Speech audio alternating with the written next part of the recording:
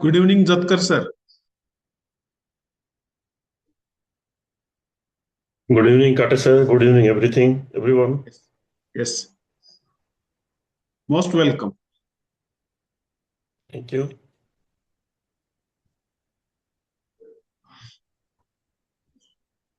Just we start within 2 to 3 minutes. Yes, sure.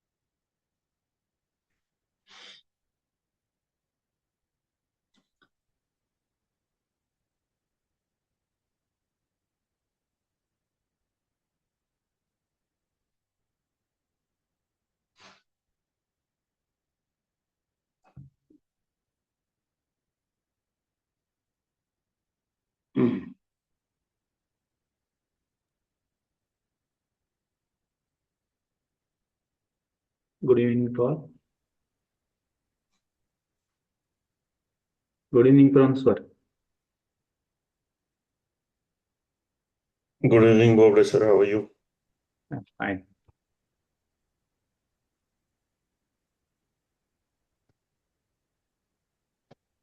Yes, today's topic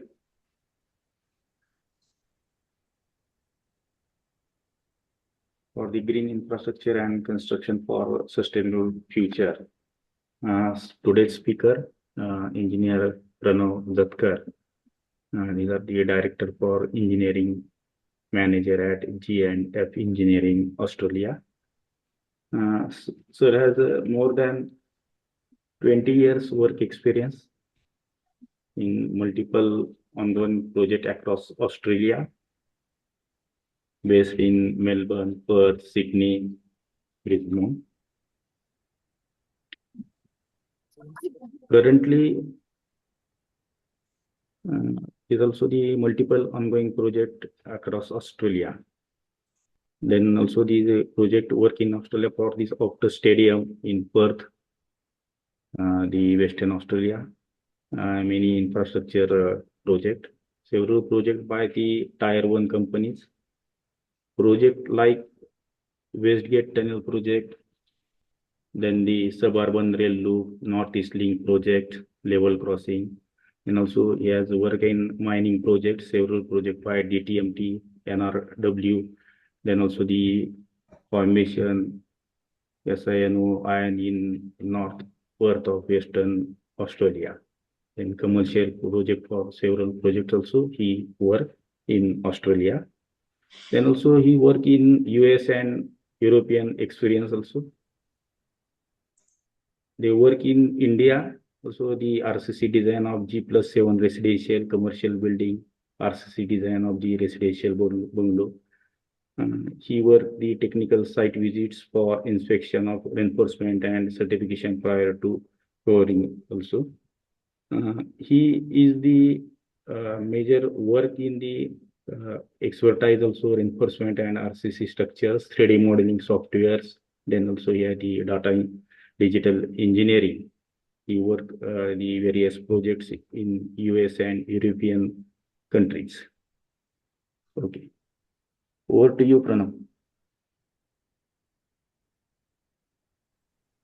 Thank you, Bobre sir. Thanks for a brief introduction. First of all, I would like to thank Kate sir for giving this opportunity to present my topic on this good platform, which is, which gave me opportunity for myself as well to do some research, some study. Sometimes, just work will be quite hectic. So to get out of that routine and to brush up your skills, brush up your knowledge, that's really helpful, particularly for that situation is because of this particular session. Thanks, Bobre sir, for giving introduction, Mukani sir, and institution for creating such a wonderful platform and arranging these sessions. So I think if you allow me, I will just share my screen. And you can let me know once the screen is visible.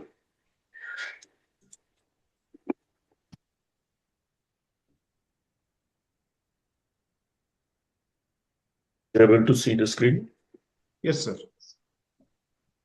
Yeah, and there is a task bar on top of it. Is it still visible or?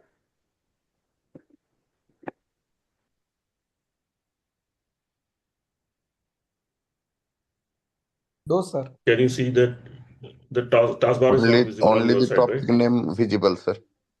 Okay, fantastic. So welcome all. I will start for my presentation very quickly so Sure, that we sir, get sure. more time. We get more time to discuss on this one. No, sir, sure. Please continue. Okay, thank you. So today's topic, as given to me, is like green infrastructure and construction for sustainable future. We are going to talk about this particular topic. So I will start with the definition for green structure. So green structure is a strategically planned network of natural and semi-natural areas designed to provide environmental, social, and economic benefits through the ecosystem. I think what I just gave the definition, it is too bookish and a little bit boring, isn't it? So I don't think this is very interesting start of the presentation. So let's start something with some interesting facts. So green structure, green infrastructure, why, when, and how. When we are talking about why, I would like to go a little bit behind, giving you some interesting story.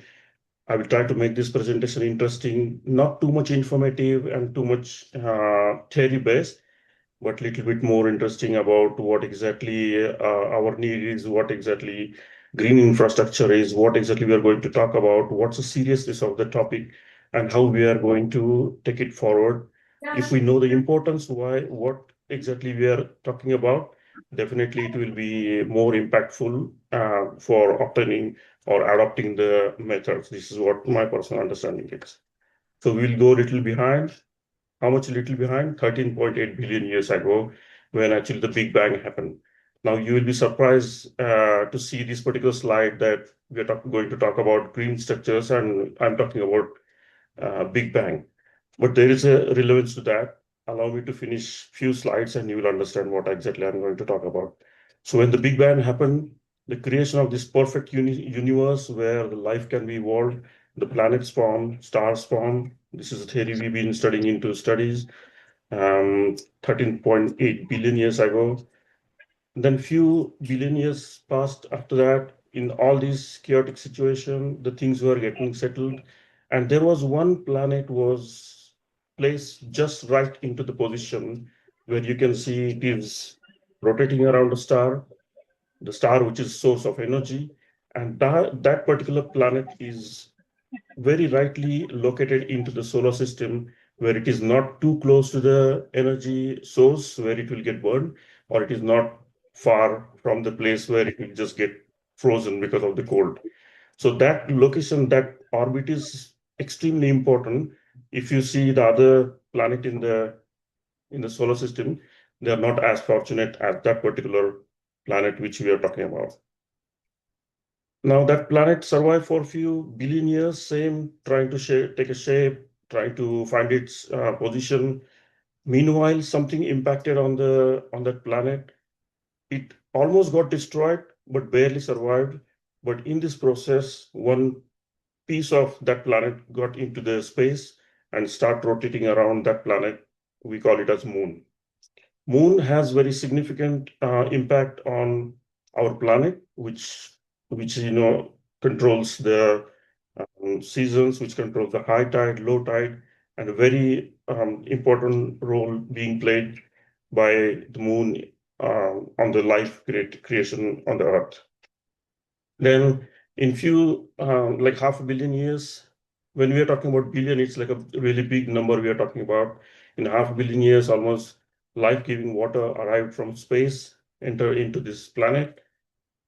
Again, few billion years went through. The complex molecules combination uh, was getting generated into this water, and one single cell animal was created into this water on this planet. What I'm trying to tell you that in after this Big Bang impact, after creation of billions of suns, only one solar system so far, with to our rest of knowledge, had got one situation where one planet could be at that particular orbit where it can survive with the correct temperature. There is a water. Now, very complex process happened, and the life was created on that particular planet. We go one more step ahead. The, the life was developed. It went to the point where there were dinosaurs walking on the planet's surface. The things were going on. Few billion years passed, and one cosmic disaster happened. It was a disaster for, unfortunately, for life of dinosaurs, but that was a turning point where the life of dinosaurs were finished and the new life came on planet Earth, which were one of the species were human. You imagine if the dinosaurs were still walking on the planet Earth, it wouldn't be possible for weak and very delicate species like human to survive. So And you cannot exist at the same time. INFRA. So this particular cosmic event happened 65 million years ago, is also one of the most important part for human evolution. So we should thank to that comet which impacted Earth and wiped out the dinosaurs. Close to 1 million years ago, the human evolution began with the 7 stages of human evolution. We have studied these. There were like different species of human, which were only the Homo sapiens could survive. And now we are Homo sapiens. We have come so far. We developed up to this. Now, after all this process, after 13.8 billion years, with multiple things which cannot be. These are not like normal events which are not happening casually, or they're not part of the process. Most of them are accidents, most of them are coincidences, and many of them are lucky for us to put us as a separate species, as a developed human on the planet Earth. So finally, we came to the point where we say, planet Earth, our home. So far, we have identified so many billion stars or suns into the universe. There is a possibility that we may have planets. There is a possibility that the planet can be at the right position where the life can be created. There is a possibility that there will be water. There is a possibility that there will be life, but we are not sure. We are not sure whether there is other human in the space or not. We are not sure whether there is other planet in the entire universe where we can find the space and we can go to that particular planet and try to survive for few of our population. So conclusion, we have only one planet, that is our home. And we have human life, which has come long journey after so many coincidences with accident, with some cosmic arrangement where So all this process is so precious, and we have reached to this point. Now we will pause this point here, saying that now we know the planet is only one, it's very precious. Now human life is there, very precious. Next one, the green infrastructure. What exactly we are talking about? Now we know why. Now we want to know when. So I have a question for audience. I hope so far you find this interesting and you are with me. What do you think? Like, do you know what's the current population on Earth, like a human population? Would anyone like to answer this question in the chat box, or if you want to unmute yourself?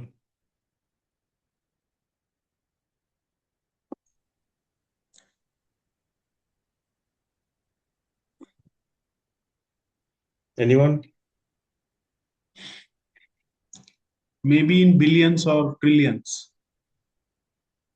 Yeah. So thanks for the answer, sir. Is the population of Earth right now is 8.3 billions. So you are very close. I will go to the next slide. So as of early 2026, the world population is approximately 8.3 billion people on the Earth. We are currently adding about 69 million people annually, a growth rate of roughly 0.84. While the growth rate is slowing, but the absolute number of people continues to rise, and the projected peak 10.3 billion by the mid 2080. So maybe I can throw a funny fact here. If you remember when Modi ji were having election campaign in 2014, he used to say, "Mere sawa so crore deshwasiyo." Now he's saying, "Mere 140 crore deshwasiyo." So you can see in a span of 11 years, we have added 15 crore people only in India. Rest of the world is again adding population from their side as well. So we are exponentially increasing in the population. There is a massive growth. Possibly the growth rate might slow a little bit, what the studies is saying. Having said that, the population is expected to grow to 10.3 billion by mid of 2080, or this is expected to reach 11 billion by mid of 2080. So if we really see 2080 and we are in 2026 right now, it's not too far. Possibly the people who are on this call may not be uh, available at that time in 2080 or 2100, but our kids who are right now in front of our eyes, they are going to be there, because if you really see lifespan, our kids are definitely going to be there where 2080. So we are not talking about two generation, three generation ahead of us. We are talking about the generation which is right now in front of our eyes. So it's not too far to get this population. Now, when we talk about the growing population, what's the carrying capacity of planet Earth? So there are a few different studies, there are different arguments, discussions. So the lower estimates, people have come to 2.2 or 2 to 4 billion, which will give you a good high quality of life, sustainable consumption, current resource limitations, like how much we have water, because yes, our planet is covered with more than 70% of water, but the potable water or the drinkable water is barely 2.5% out of that. So if we really consider the resources like that, that the population should be really low to 2.2 to 4 billion. But if we go really higher estimation, it can go to 8 to 11 billion. It's like when you assume significant technological progress, efficient resource use, managing constraint like carbon emissions, placing capacity around or slightly above today's population. So for example, if we use like really high-end, top-end mechanism, machineries for agricultural things, or we use like nowadays it is very common to have air purifiers or very high efficient vehicles, solar panels, wind power, all those things. If we really use this technology, if we really use at high end and try to manage these resources, try to constrain the carbon emission and other pollution which are affecting to the planet, and will be still slightly overpopulated, then the higher estimate we go 8 to 11 billion. But that's a top limit we are talking about. And what we said that by end of 2080 or mid of 2080, we are expecting to hit this population. So in short, by the time our kids grow to their age, the situation is already there. We are already running out of time. We have to really start taking steps, immediate steps towards green building and try to save the planet, conserve the planet. Now, when we are talking about population, what are the needs of population?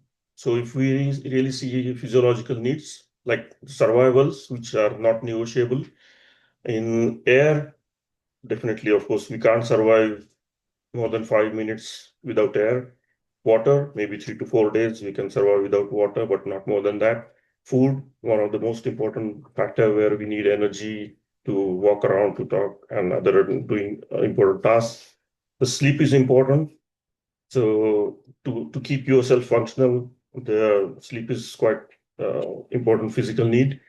Then shelter and clothing to protect yourself from sun or rain or harsh weather or temperature, things like that. The environmental safety needs, like, these are the physiological needs are personal, and the environmental and safety needs you need for your surrounding.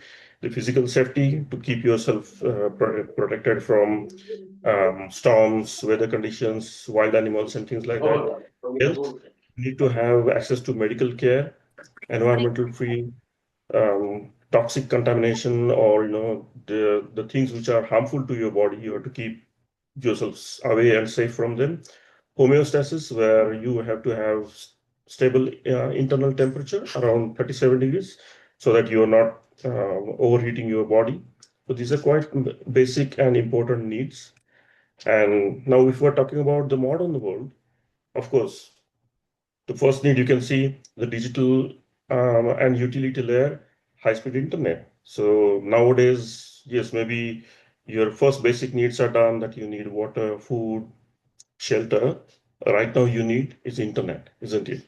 Without internet, you can't survive. Same for the electricity and energy. So if your electricity is gone for a few minutes, you completely stop your routine and you don't know what to do because your phone is not working, your TV is not working, screens are not working, your internet is not working, so you're completely broken. So it's like definitely that has become really critical need nowadays. Digital identity, data security, these both things. Now we can see you need to have email address, you need to have Facebook account, social media account, LinkedIn account, your banking logins. In India, you have UPI and other things for making payments. So your digital identity, and to protect your digital identity and to maintain the privacy, you need data security. So now these are added needs for a human in the modern world. In economic and systematic needs, you need financial literacy and access, like I mentioned to you about UPI and other things. Transport and mobility, to have good infrastructure, access to a reliable uh, transport system where you can safely move yourself from point A to B with efficient way, with comfort and with the safety. Predictable infrastructure, like as I just mentioned to you, like you need to have good trains, you need to have good roads, good transport system, good airway system. So they should be predictable.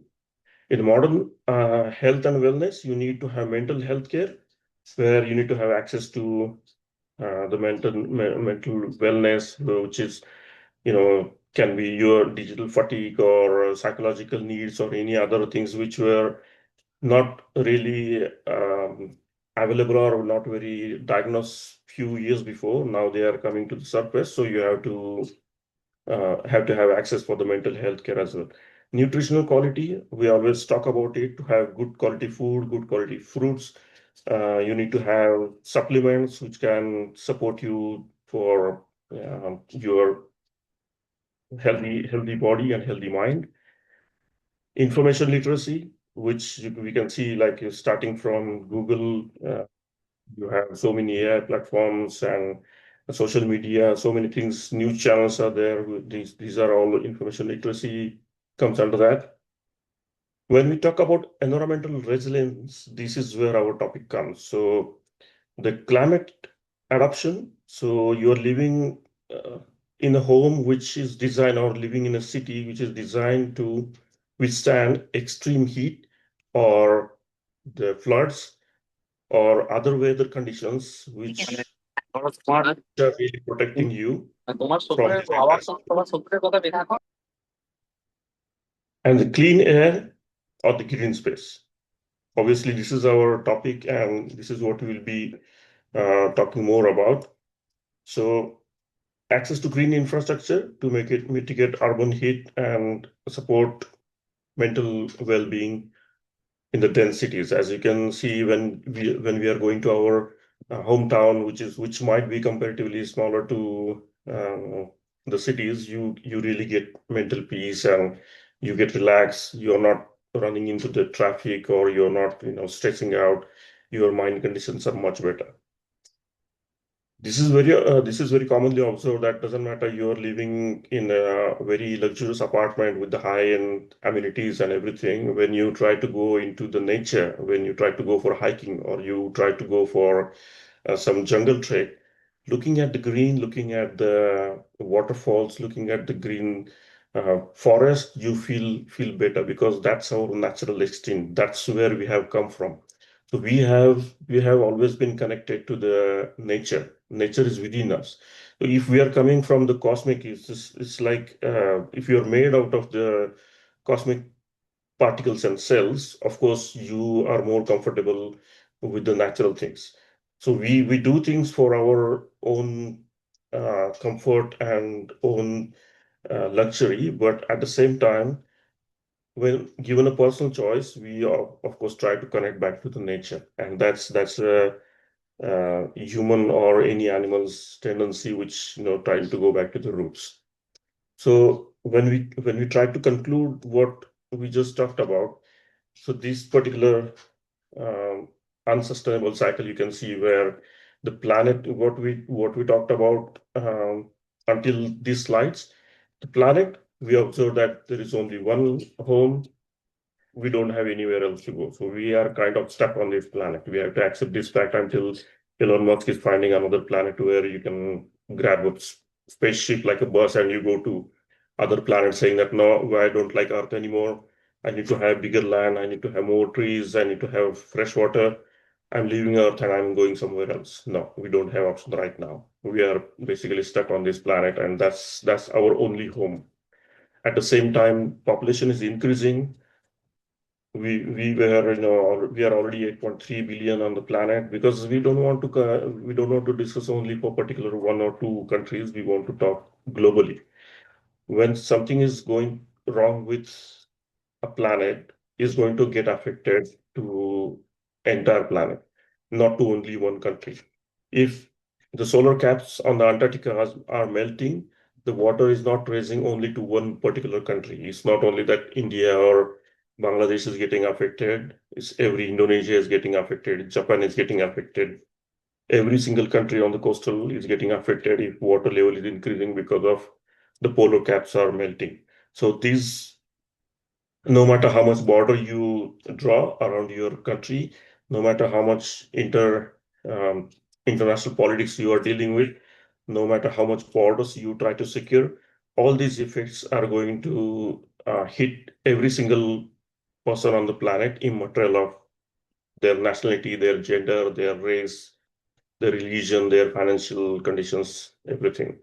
So, of course, increasing population, increasing demands, as we can see, there are so many less demands or less expectations, less requirements were there like 200 years before. If we compare the life of normal person, and now if we compare our life, there is a massive difference in these two. There was no internet. There was not as much as traveling what we talk about now, because now the world is shrinking. They say it's like the world is becoming like a global village. Now people want to travel across the countries, and not only once or twice in their lifetime. They want to travel for holidays. They want to travel for work. Uh, Previously, they were working only in the local areas. You will be working on only on the local projects, but that's not the case now because you're working internationally, and there is nothing wrong. We are not deciding whether it is right or wrong. These demands are coming with the time. So if we are changing, if we are the evolution is happening, then definitely it's a part of development. So we have to adopt it. We can't really complain about it. So increase in demand is always there, but all these things are affecting our planet. And again, going back to the cycle where we have only one planet. So this vicious circle, this unsustainable cycle, what you can see on the screen, we are stuck into this. So now the question is, if we have only one planet, if our population is increasing, our demands are increasing, they are affecting to the planet, which is only one, what exactly we should be doing. So do you get any immediate thoughts in your mind? What you think, how we should be dealing with this? Anyone would like to mention what exactly you have on slides, what I have already covered, what exactly you think that this makes sense, or how much you are getting into the subject, what thoughts are coming to your mind? Anyone would like to share? That whatever we have to make now, it should be sustainable. Correct. So we have to just deal with whatever we have with us. We have to make it better, if not worse. Anyone? Anyone else? Okay. So I will go to the next. So we'll talk about what exactly we need to do in green infrastructure. We now understood the issue, like there is only one planet, population growing, demand growing, it is deteriorating the resources, but again, we have only one planet. So now we have come to the point that yes, now we have to protect this. We have to make it better. We have to find better ways to make it work. So now I am having the same slide again. You can read this, and I'm very sure that when I read it first time, compared to that, now it will make more sense to you. So what is green infrastructure? Green infrastructure is strategically planned network of natural and semi-natural areas. Natural and semi-natural areas. Semi-natural is something which we try to add for ourselves, designed to provide environmental, social, and economic benefits through the ecosystem services. So of course, we want to have environmental benefits, we want to have social benefits because we are human. We are talking about society. We are talking about interaction with each other. So social benefits and economic benefits. So it's very important to have economic benefits as well. Otherwise, it's not sustainable model. People will have social work. People can't do social work forever, and not everyone. Maybe there are few people who are social worker. They dedicate their life. Good people. For common people, it's not sustainable thing. So that means we need to have some economic benefits through that, which if we convince to the people, they will definitely jump on that and they will say, okay, there is something I want to add into this. I'm really interested into this. So I think most of us are from Maharashtra and we'll be very happy to see the next slide. I'm sure everyone knows who is in the picture. So Chhatrapati Shivaji Maharaj. Why Yes. I'm bringing this example? Why I'm bringing this example? If I read this, if I go back to the first slide, you can see green infrastructure is strategical planning network of semi-natural and semi-natural areas designed to provide environmental, social, and economic. Try to remember these three terms: environmental, social, and economic benefits.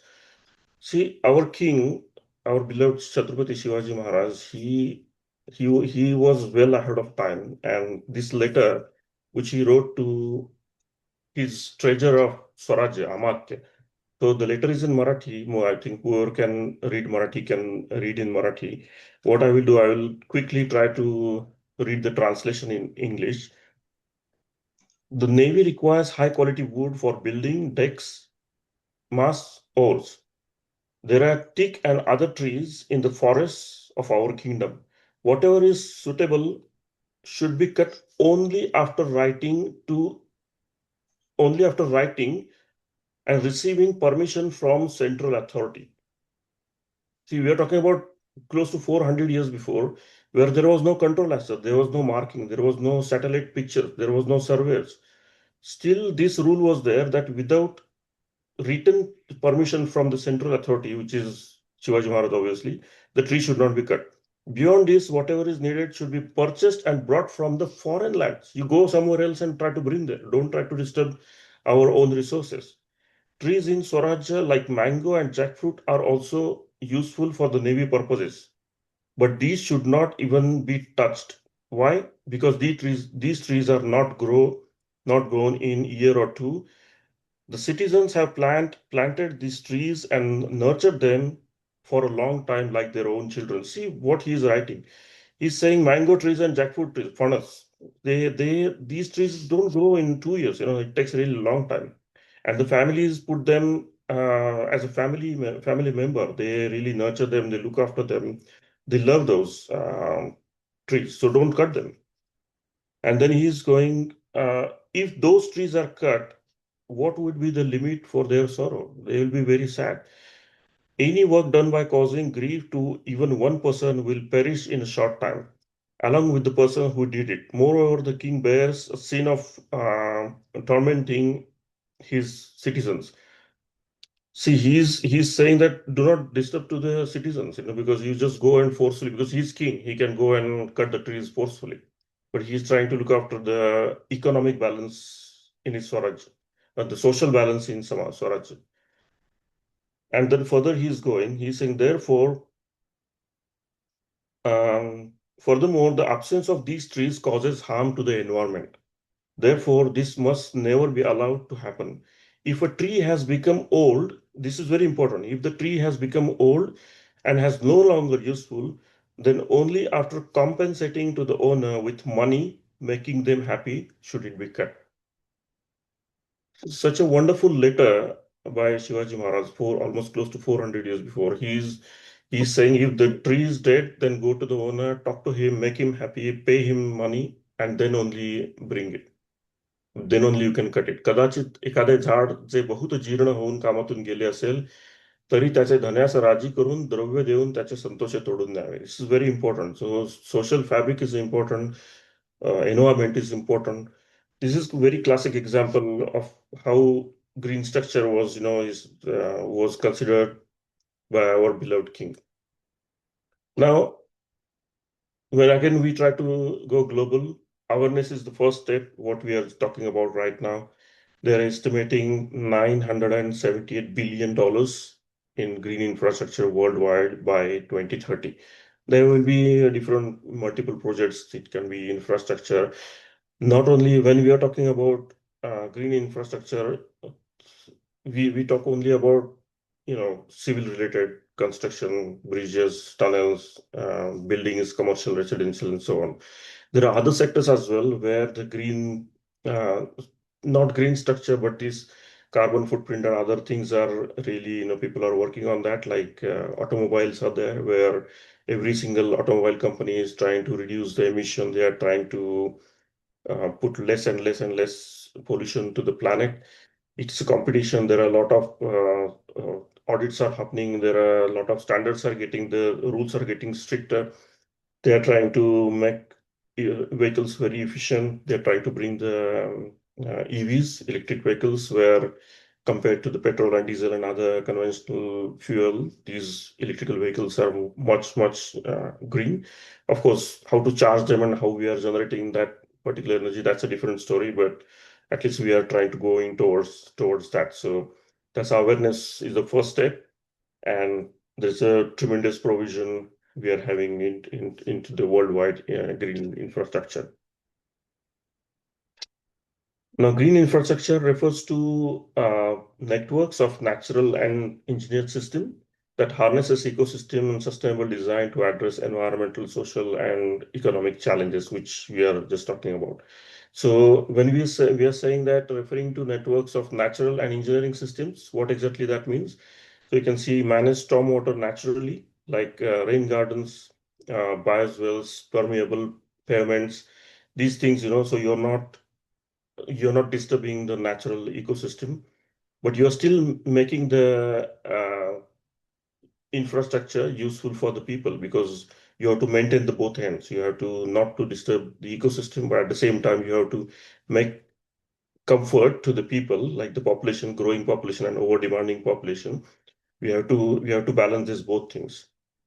Enhance climate resilience, improve air and water quality, increase biodiversity and human well-being. These are quite important things. Biodiversity is like in the forests, we can see there is like a multiple species of trees, and if you have multiple species of trees, you can get multiple species of birds, animals, and so on. So the biodiversity is always very important.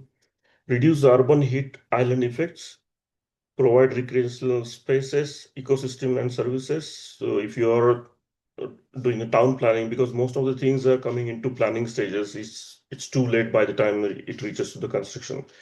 But when we are talking about town planning, you need to have, like, after certain blocks of commercial and residential land allocation, you need to have open spaces where there can be small garden, where there can be small recreation center, where there can be swimming pool, there can be some water body where the people can go relax, the birds can come, the other trees can grow. So you're not just making concrete jungle, but you're having some natural things also available in between. So that is quite important to consider when you are doing the town planning. The sustainable construction practices. So core principles include using recycled, low carbon, bio-based materials. That is very important, I think. And nowadays, um, this is the recycling we hear more than what we used to hear a few years before. In the low carbon, of course, for every single building material, now there is a carbon rating, and there is a preference to use as low as possible carbon. Then bio-based materials, of course. We don't want to use much of chemical or much of the material which goes back into the nature and start damaging it, that is like a plastic. So if there is a bio-based material, it is very easy for disintegration and avoiding the pollution into the ecosystem. Incorporating energy efficient designs and smart systems. I think if you ask me, we've been doing this from thousands of years. If you see the ways of working for our ancestors, they were doing it very naturally. So if your house is in Himalaya, their building material will be different. When they are building their small house, their building material will be different than what they must be using in Chennai, for example, or they must be using in Kerala. If you have a lot of coconut trees, of course, they will use the coconut leaves. They will use um, material locally available. Along with that, they will use the construction methodology or the designs will be suitable to the local climatic conditions. If you're referring to any house built in Rajasthan, where they will have very small windows and they will have very thick walls, or they will have very thick roof on top. Of course, the reason is if you have small window, you can maintain the temperature inside, so that a lot of heat is not coming inside. A lot of sand is not coming inside when there is a sandstorm. So these things were they were naturally doing it. Of if you're building a house in the high precipitation area where there is a heavy rains are there, of course you will have the roof sloping. So you're not having a flat roof where you are getting water clogged and there is a leakage or there is a damage to your house. So you want to have water run through the top very quickly, and then you of course use adapt the design to suit that.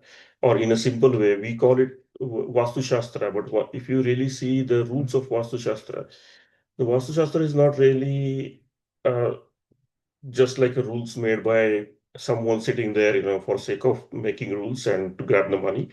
But those rules are actually telling you the basic and simple things which you adopt, and your house will be naturally energy efficient. For example, if you have your bedroom on the west side, the west side is like second half of the day when the sun is coming on your wall and window of the bedroom.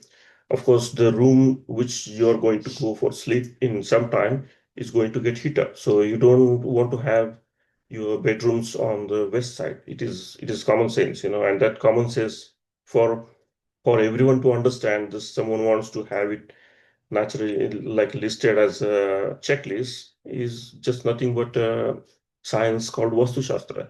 Of course, there is all other mixtures added, and people want to take benefit because people usually go to Vastu Shastra where they are into trouble and something is not happening. My daughter is not getting married, or I'm not getting a job, or I'm economically struggling. So when you try to bring this crisis to someone, they just want to take benefit from you, and then they try to put these stupid rules into that, and they spoil the science. But if you go back to the original core science, where it tells you what exactly science was, then definitely you'll see that is much based on the scientific things, scientific observations, how the things were done, how the house should be built, and that is nothing but the same smart system. Water harvesting, reuse, and efficient management. We know already the rainwater harvesting is quite popular nowadays. Like before 25 years, it was very new, but this is again the same thing we've been using from long time, where we had um, ponds into our farms covered with the poly so that you can store the water. And then, of course, rainwater harvesting tanks, and we try to use the same water for our usages. Indoor environmental quality improvements, which I just mentioned, designing for long lifespan and adaptability. It is very important because you don't want to keep knocking down your house and again building up, because it will have a lot of carbon going back to the environment when you try to disintegrate something. So, and of course, you're using resources, using manpower, so many things. So, designing for long lifespan is very important for any structure. Nature-based features, so green roofs, green walls, vegetation is nowadays quite getting popular, and compared to, because there was a period in between where people were liking the glass facade to all the buildings to have like a glass box kept on the floor. But nowadays we can see there are very serious consequences because of having the glass box, and now the things are changing. So the green roofs and green walls is now the new trend picking up. Of course, there are still a lot of work to go with this, because there is a lot of maintenance. The ways of now not very clear. It's still not as easy as it was for the glass box. Then urban forests, street trees, cooling city with heat islands, improving air quality, um, reducing runoff is quite important. If you don't have trees, of course, you can see the soil is not held to the position where the water is just washing it away.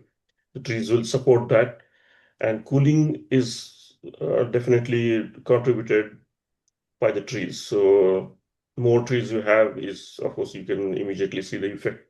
Rain gardens and bioswales, so landscape stormwater systems that filter pollutants, absorb runoff at the source. Permeable pavements, this is quite common in Australia actually. So in schools as well, so that if they want to just lock the land so that there is no dust coming, or if they want to have playground for kids, they will have one thin layer of permeable pavements, like it is like a poly, some texture is made. As soon as it rains, the rain will just simply get absorbed into the land, and the surface stays very clean and clear. But of course, it is not locking the pavement. The similar pavement is made into runway number 3 in Sydney Airport, where you can't see the ponding there. The water simply goes inside the pavement, and the pavement stays very clean and clear. Constructed wetlands, so you try to build natural water like a artificial, but they look like a natural water purification, and along with the flood buffering. So so maybe in simple words you can say the man-made water bodies. I think if you can see behind me, and I have put a wallpaper, there are some examples where there for Western Sydney Airport pictures I was just searching and I could find. And you can see the vegetations as well, the building behind me on the left hand side. So these are a few examples. I will give you more here. This is Central Park in Sydney, New South Wales, where this is iconic mixed use of both vertical green gardens along with it's like a basically sustainability feature, what we are just talking about. There is like a lot of green vegetation they have put on along with the walls and plus on the few floors as well. This has, of course, given really good effect inside the structure. There is a lot of reduction in the heat which was coming into the building. So when there is not a lot of heat coming to the building, of course, you are consuming less energy for cooling down the building during the summers. So you are basically contributing so many things. You're not using much electricity. You're not emitting much carbon dioxide in the air. And you're not using excess electricity. And of course, for your eyes, it is always uh, pleasant sight when instead of looking at the glass blocks, you are looking at the green vegetation. Naturally, your brain is simulating better when you're looking at the natural things. So that's a benefit. So in this particular work, extensive vertical gardens by botanist Patrick Blanc, he basically gave suggestions for which trees to use, which will grow into that shape, which will have less maintenance but more returns. Recycled more than 90% of demolition waste from site. So when they knocked down the old building, whatever demolition was there, the most of the demolition they tried to use within that block.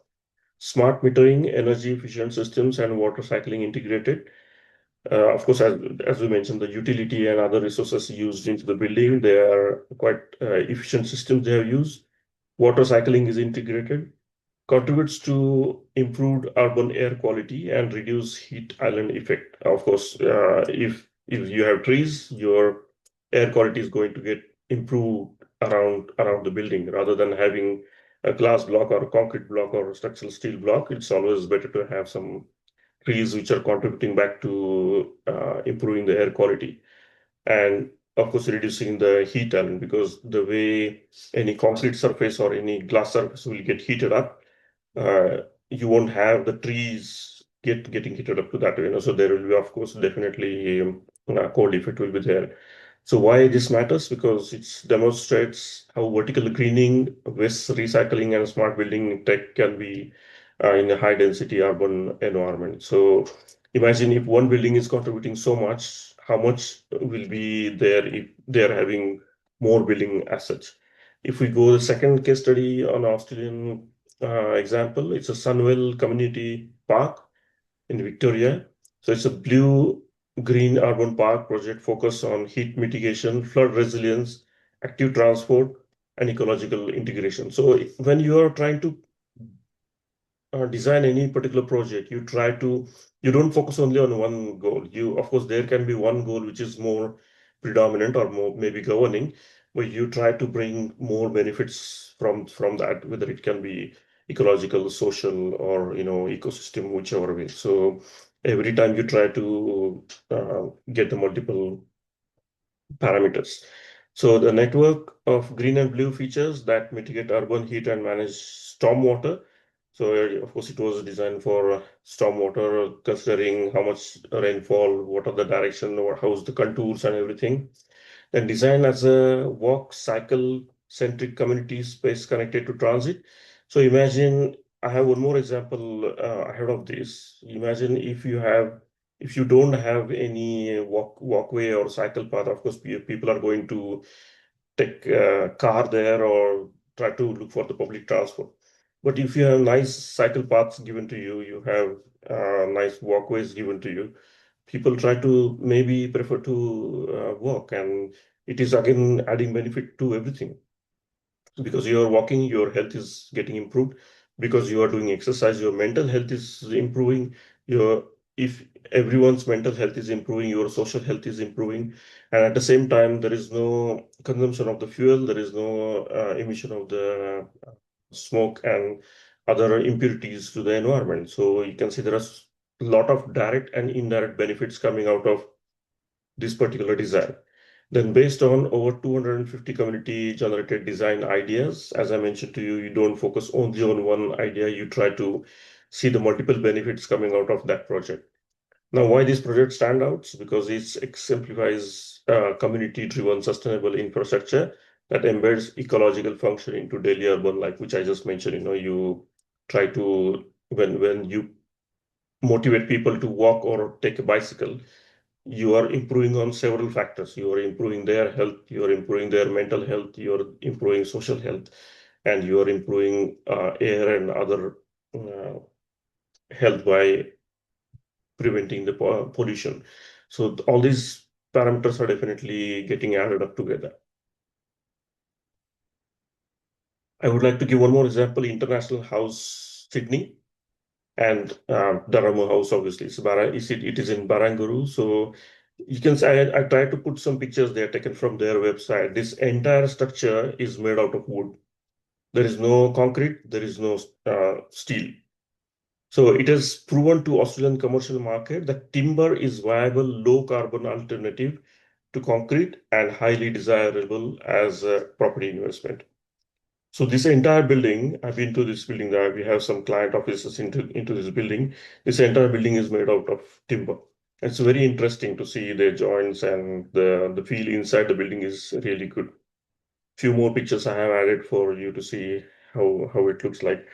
You can see they have tried to avoid use of concrete as much as possible, and structural steel as well.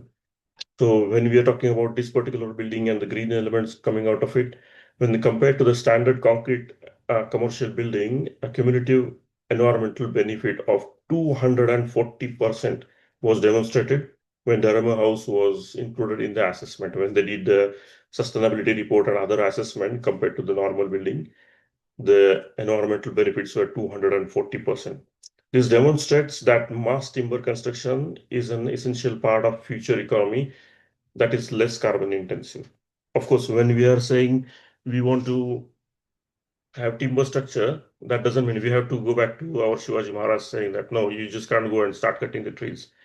You have to plant the trees first. You have to plan 20 years ahead what we are going to do after 20 years. Here in Australia, we can see the hectares and hectares they have planted the trees. They are planted with the batch wise, and they're planted for the future need for the material for the building, where there are boards as well saying that this is planted in 2010 and this will be ready for providing for the construction in 20 years time. And you can see the different growth, like one slot is having different growth. If you go to the next slot, there is a different growth. So that particular plantation is done specifically to get that building material for the construction.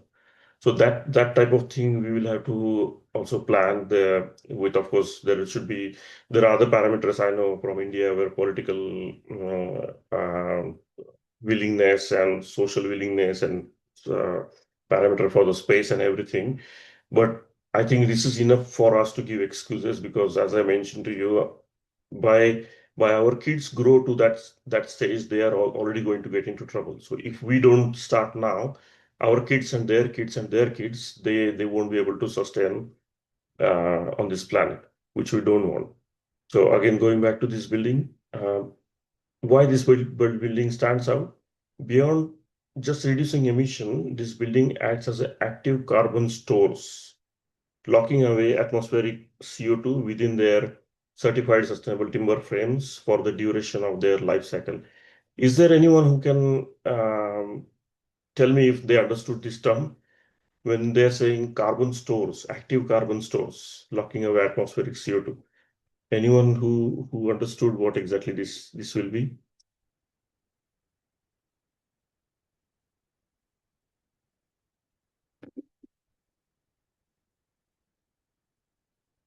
Any takers?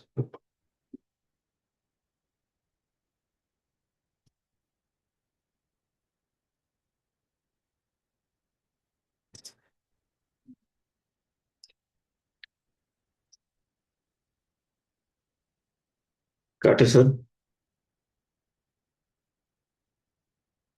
Yes, sir. Yeah. So now I was just trying to see if anyone there to you can answer how the things. Is it something difficult to understand? Am I making it difficult, or you all are getting it? How's the feedback? No, no, no, sir. Okay. So when we are talking about the vault of carbon, so this is a very interesting phenomena I came across while doing this research. It says that this particular one building, International House Sydney, alone stores approximately 2,700 tons of carbon in the structure. So basically, what it is saying, when the trees which are used for building this particular structure, when the trees were growing, they were holding 50% solid carbon because, of course, that is photosynthesis processes happening and they're absorbing the carbon. They hold the carbon, but when the tree is cut and the wood is disintegrated, it goes back to the nature. The carbon also goes back into the nature. But if that tree is holding the carbon and you use that timber for a particular structure, which is going to stay for maybe another 100 years, that carbon is staying within that wood and not going back into the nature. I think this was quite interesting phenomena I also came across while doing this research. And that way they're saying that these are carbon locking carbon stores or locking away atmospheric CO2 within their certified sustainable timber frames. So I think this is very interesting thing. I hope you guys are understanding what I'm saying. So that's another benefit they could see into the carbon Excuse me, structure. sir. And Excuse me. yeah, Hello. Sir, yes, actually, sir. you are saying that carbon store and all, okay, I do agree with that. But the thing is, Mm-hmm. see, when you are cutting the trees and all, no, Yeah.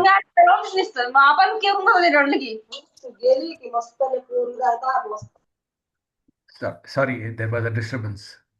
Yeah, yeah, that's all right. When see, you are cutting the trees, Mm-hmm. see, in Australia, it may be okay.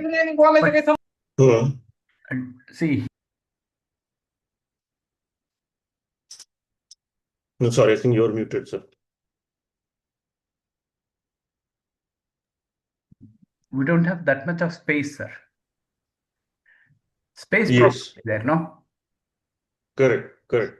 See, that is Space another. problem is In there. Australia, that's okay. In Australia and all, no, see, there is a lot of space and one can grow and one can store the carbon Yes, yes. for the So I future. think in this case, we have to listen to Shivaji Maharaj that we have to bring it from the foreign land. Okay, okay, okay. Yeah, because we have to think globally, as I mentioned to you, we have to think globally. Okay. And Yeah. that happens. Australia is not providing timber for entire thing. We are importing from Africa as well. There is a lot of big trunks or big pieces of wood. They are coming from Africa for Australia.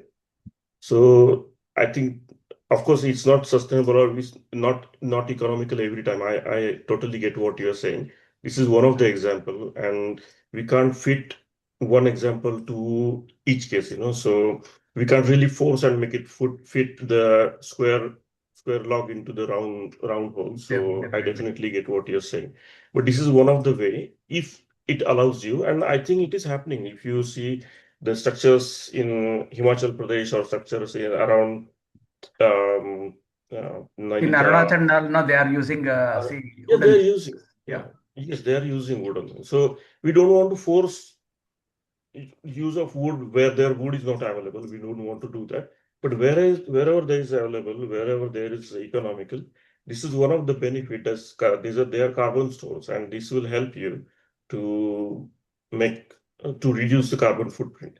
In Himalayas, where there is wood available and you can easily source the timber and build the house, you don't want to go there and build the concrete houses. And we can see those concrete houses are not sustaining. In the landslide, they are the first one which are getting washed away. These things were not happening before. Yeah. Even So I think during earthquakes and all, no, the concrete structures will go out. correct, correct. So another example, as I mentioned to you, how social balance is maintained. This is Kangaroo Point, Green Bridge in Brisbane, where government is provoking people because what is happening, like if you don't have the crossing in between on the river, people are taking car and they're going all the way to the main bridge and traveling from there because you don't have access in between. But they just build one bridge, small footbridge in between, which is not very heavy, easy to construct, easy to maintain. They could have pedestrian and cycle access in between the suburbs. So the car traffic on the main bridge, on the road bridge, was dropped significantly. People started using walking from this bridge, taking cycles. It's just 1.1 kilometer, 1.2 kilometers walk for 15, 20 minutes, and you are on other side, you're not using car. So that way they try to reduce the carbon emission. They would try to improve the health of the people. Some international case studies, Bullitt Center, Seattle, Chicago Green Roof Initiative, New York High. So they are basically, they're saying net zero energy, reduce urban heat, elevated linear park, and so on. I'll just keep going. There is a lot of things. You have any question, or do you find any similar example where the green structure is used? Anyone can quickly give example where that this is something done in. Sorry, I'm not looking at the chat. I will have to open the chat as well. So PPT is visible, right? Yes, sir. Yes, sir. Yeah. Someone, Pawan Nadagada is saying PPT is not visible. PPT not seen. Okay. No, it is visible. Okay. Okay. Please let me know if you're not able to see or any issue. Okay. Similar I will. examples like what do we say? Any temple, maybe garden, or nearby Yes. Rashtrapati Bhavan. Yeah. Or I found one very classic example. This Yeah. is in Pune. Suzlon One Earth's Global Corporation headquarters in Pune. It's a very interesting campus, really creative. If you ask me further to what other international case studies I have seen, this one was really classic example. The campus is recognized as net zero energy project, meaning it generates as much as energy it consumes through the combination of on-site and outside renewables resources. This is a wonderful example. And of course, Sislon being from the same renewable energy, they could have pulled it off very easily. So what exactly the parameters were there? So renewable energy, 100% of the campus energy is renewable. Approximately 8% is generated on site through 18 hybrid wind turbines and solar panels, while the remaining 92% sourced from Suzlon's offsite wind farms. Of course, Suzlon is expertise in that. They can do it. Water management facility harvests 100% of rainwater, so recycles grey water, which is also very common in Australia, achieved 65% of reduction in benchmark water consumption. Architectural design, we just saw the pictures where campus is divided into 5 buildings like Panchatattva, Sun, Aqua, Sky Tree, Sea, etc. Climate control, where instead of standard air conditioning, the campus uses water cooled via a variable refrigerant volume systems, evaporating cooling, and central water body. So I think these are very simple things which can support us to go with these type of green structures. I think I will just keep moving. Just let me know if you have any queries or question. Otherwise, I will go to the next one.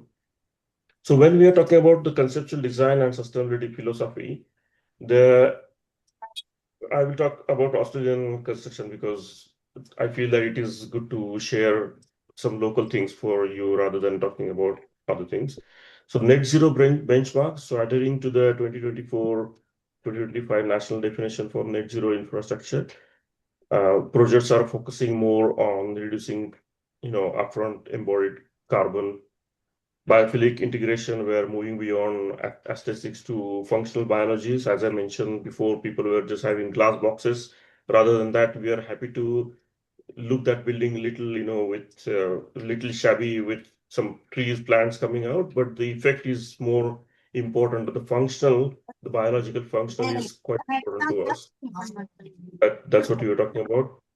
Then climate resilience, designing for extreme heat waves and flash flooding using city as catchment principles. Because nowadays the weather is quite become unpredictable, where there is uncertain rains is observed. Like we could see, like Dubai is flooded. Dubai has never seen so much rain, and they had some drainage systems, but they were not built to that level of rain which they experienced last year. So I think these surprises are quite common because of the changing climate conditions. So we have to build that climatic resilience into the design. Core methodology, the Green Star and ISC. So when the Green Star building, so GPCA, the mandatory for most new large-scale developments in Melbourne and Sydney, because in Australia, Melbourne and Sydney are the major cities. Other two are they are not as populated as Melbourne and Sydney. So Perth population is barely 25 lakhs for the size of the state is size of almost like in India's size, the area.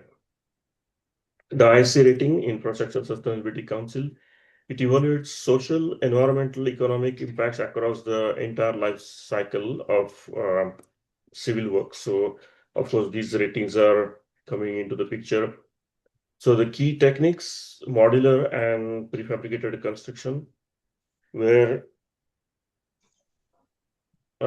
reducing on-site waste by up to 40%. That similar we have observed in West Sydney Airport. Material circularity, swapping standard concrete to pixelcrete or low carbon geopolymer concrete. As I mentioned to you before, like before we had like fly ash and so many carbon content into the concrete, which we are with the new chemical compositions, we are trying to reduce the carbon into the concrete. And the digital twins, of course, with 3D modeling to prevent material clashes and optimize energy performances before the first stone is laid. So about this last point for the beam, I would like to share one example where I got opportunity to work on this road development project in Stockholm, in Sweden. And this was one of the tunnel which was excavated through the rock. Now, what was happening because the temperature in Sweden really goes below -15, -20, sometimes -30. So what happens like into the rock excavated tunnel, the water will drip into the tunnel on the road surface. And because of the temperature, that water will freeze. And the cars will skid from that ice and hit each other, have accident. And if you have multiple cars clashing each other into the tunnel, it is very difficult for them to go inside and try to help people and to bring out the cars and everything. So to prevent that, there is one video. I'm not sure I won't be able to play full because of the time limitation. One technique is concentrated using the basic technical features of for possibilities community areas.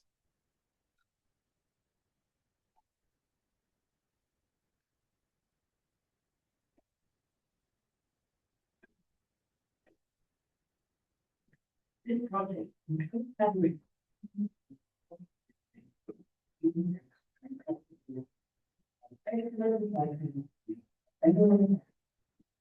This is like a marketing video for the team.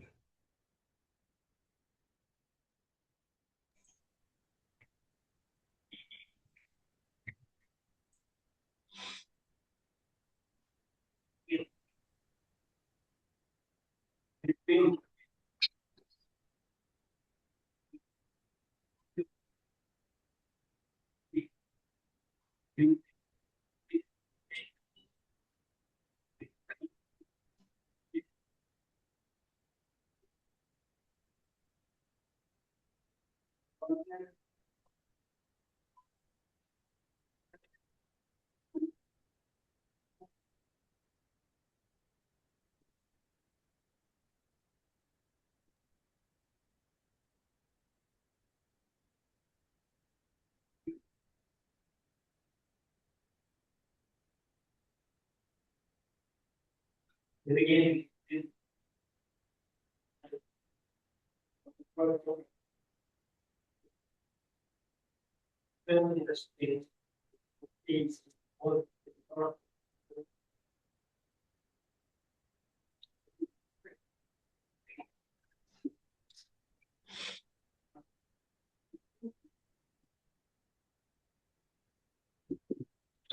I will stop the video here because what I want to talk is just up to this slide. I don't want to go full, but this video is on YouTube, and if you want to have a look at it, it's like 3.5 minutes video.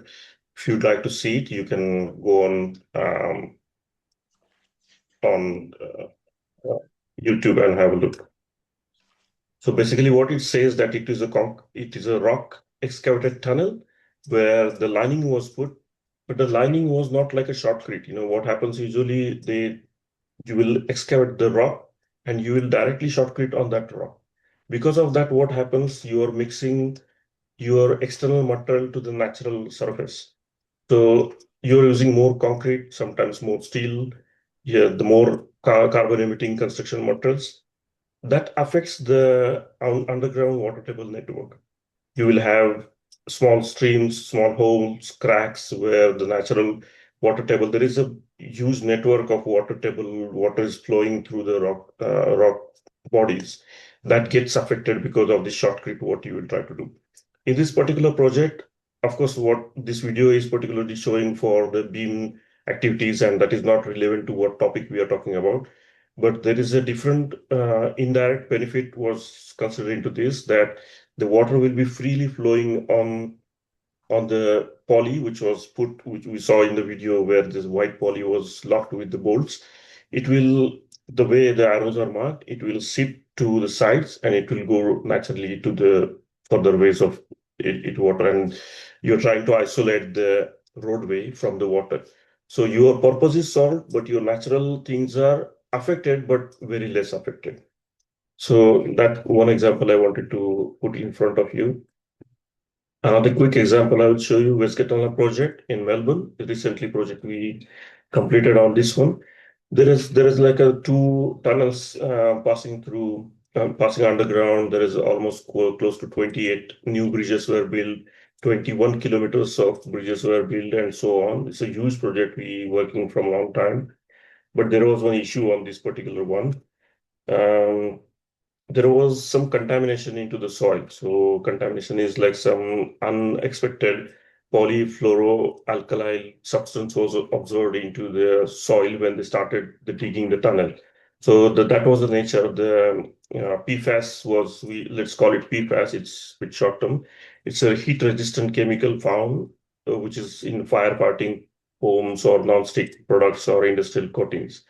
Now it was found in particular one spot where Coody Island in Footscray, where the massive chemical fire in 1991 had occurred, and because of that, few hundred tons of PFAS was buried into the ground. And unfortunately, the tunnel came across the same spot where it was buried. Now they didn't want to, of course, continue tunnel through that, but they wanted to dig out all the contaminated soil because of that. So how much it was? It was 1.5 million cubic meters of soil, which will be enough to fill the MCG, Melbourne Cricket Ground, to the top of the stand. So it's like a massive quantity of soil we are talking about. High moisture content, up to 60%, creating a slurry or sludge, difficult to transport. So transport is again quite heavy. PFAS levels range from 0 to 0.7 micrograms. So at some point it was much more than standards expected. Because when this was found, this was not expected. Roughly 137 workers lost their job because the project was put on hold for a long time. And when we look at the financial blowout, the initial budget for the project was, sorry, can you see?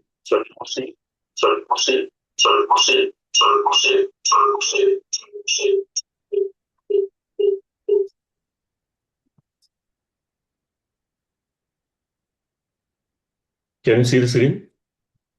Yes, sir. Yes, sir. Yes, sir. Yes, sir. Yes, sir. Yeah. So the initial cost of the project was $5.5 billion, but that was gone up to $10.2 billion because of this PFAS contamination. So current forecast is like, because the project is yet to finish, hopefully within this year it should finish. It is gone to 11 to 12 billion dollars. The timeline, originally it was supposed to be completed by September 2022, but now the tunnels opened last December 14, 2025, and the bridge services, other work is still going on. The gist of this one, we can say that though the budget is gone to double the price what they had estimated, or the timeline is destroyed, but for these 3 years, we don't want to compromise for the future, because wherever the soil they have dig out, we don't want to spread it anywhere where the lands will be again useless for use, not for houses, not for water bodies or cultivation or anything. So we are taking this pain now for making our future safe. So yeah, again, same thing. The contaminated, it was transported. The trucks were sealed, covered. They were avoiding, preventing dust and slurry to spill on the residential street. The water contamination, because they washed the entire quantity of 150 some cubic million we talked about. They had to wash the soil before they dispose it to particular area. So there was a um, separate plant was put for that. When we come to the future ways, because we have heard enough what exactly problems are, what the cases are, what we are doing, what issues can occur, what we want to do in future, we want to mandatory have embodied carbon reporting. So right now, if you ask me, the building codes are mandatory. You have to justify everything with IS code, VS code, Australian, American codes, Australian codes. But the green codes are still voluntary. They are not forcing you for doing mandatory things. They are still optional. Now the carbon reporting is getting mandatory, but not everything is mandatory. Electrification of sites, so transitioning from diesel generators to large scale site batteries and electric excavators. Retrofit first policy. So just because your structure is getting old, you don't want to demolish it straight away and then build the new one. You try to retrofit, or you try to make a use of it so that the carbon held into the structure is not released back into the environment. Urban greening targets, you have to focus on targeting at least 30% tree canopy covers, making vertical forest. Try to put as many as tree possible. Vegetation is very important. Defining the framework and scope. When nowadays we are doing any design for any structure, the sustainability reporting has become mandatory, and there is a certain process to follow. The process is with the following points. So certification of standards, so green building report against specific rating like LED US base, or BREEAM for UK and international, and Green Star for Australia. So reporting framework, so you have to, global reporting initiatives or sustainability accounting standard board, whichever is applicable to your area, that's you have to consider. Scope, determine if you're reporting on just building operations like energy, water use, tenants, or the entire life cycle, including embodied carbon from construction materials, like that, like the building I showed you, which is like a timber structure already made. The data collection is a quite important thing, and it was quite underrated so far. Energy and carbon, so total kilowatt consumed, greenhouse gas emission, and on-site renewable energy generation. So I can give you a quick example. In Australia, every house has got solar panels on top of their roof. So even my house has got solar panels. My house has got solar panels worth of 6.5 kilowatt capacity. So every month I generate close to 600 kilowatts of electricity. But when I'm consuming only 75 of it. So out of 70, whatever 75 remaining is being sent back to the grid. We get paid on the electricity bill. It's comparatively very less, but we still get some amount paid from the government, which is deducted from the electricity bill. So I think initiatives like this will definitely help people. They will motivate them to get the solar panels, to get the batteries. Now, because they are trying to reduce the rate for selling back the electricity, they are provoking us to get the batteries. So basically, our house will be self-dependent. There is no electricity coming in the house. There is no electricity going out of house. We are consuming what we are generating. In the water, total potable water use, rainwater harvesting thing, and gray water use as well, recycling. This is also very useful and I think quite commonly used. In waste diversion rates, you have to see where you are disposing, how you are disposing, how much damage you are doing. That's quite important. Indoor quality, so you have to measure the VOC level, COT monitoring, all that. These things are becoming quite common nowadays everywhere. I could see in India as well, the air purifier is used quite commonly, which is good thing. If there are other factors attacking us from externally, we should have mechanism to fight back on that one. In the performance benchmarking, of course, the baseline, so there should be proper tracking with the data. We don't want to just collect the data and leave it there. We want to process the data. So with the baseline, we can see how the building performed last year. Then industry standards, we have to set some goals like net zero by 2030, things like that. External audits and final reporting. So external audits will give like third-party consultants who can set some parameters to you, and you have to follow them. And the final report, obviously, you will let you know whether targets are achieved or not, accompanied by infographics or readability or not. So that is also quite important thing. Jumping to the conclusion, last slide I'm on. While initial cost can be higher, like putting vegetation or doing things can be higher, but green infrastructure often proves more cost effective over the period of time. It reduces need or expensive repose, water systems, and increase property values, creating green premium for sustainable development. So installing solar panels can be expensive, can be initial cost for you, but over the period of time, you can definitely get paid off for that. And the bottom line, I would say green infrastructure is the living lungs of our future city. By blending engineering with ecology, we create urban environments that don't just exist within the landscape, but actively contribute to the restoration of the planet. So, and like my first initial few slides I mentioned to you, it's very important for us to restore the planet, maintain the planet for the increasing population, increasing demand. We have to, if we don't adopt these ways, yes, dinosaurs were extinct because of the attack from the cosmic activity by the comet. But we call ourselves the most intelligent creature on the planet, but we will be proved the stupidest creature if we destroy ourselves with our own mistakes, and which we don't want that to happen. So I think that's all I wanted to convey to you. I stretched a bit little 10 minutes more. Just let me know if you have any questions. Or if you have any comments, whether if this was good for you, any feedback, anything.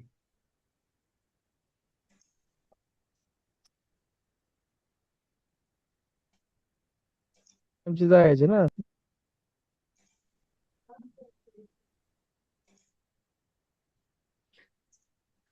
Yes, any participants?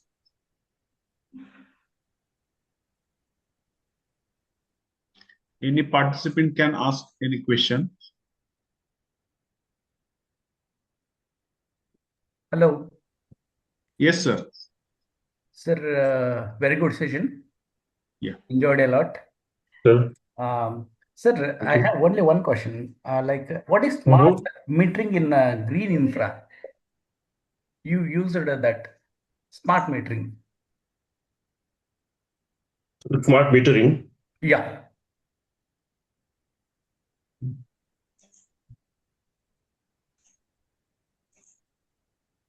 Which one of that?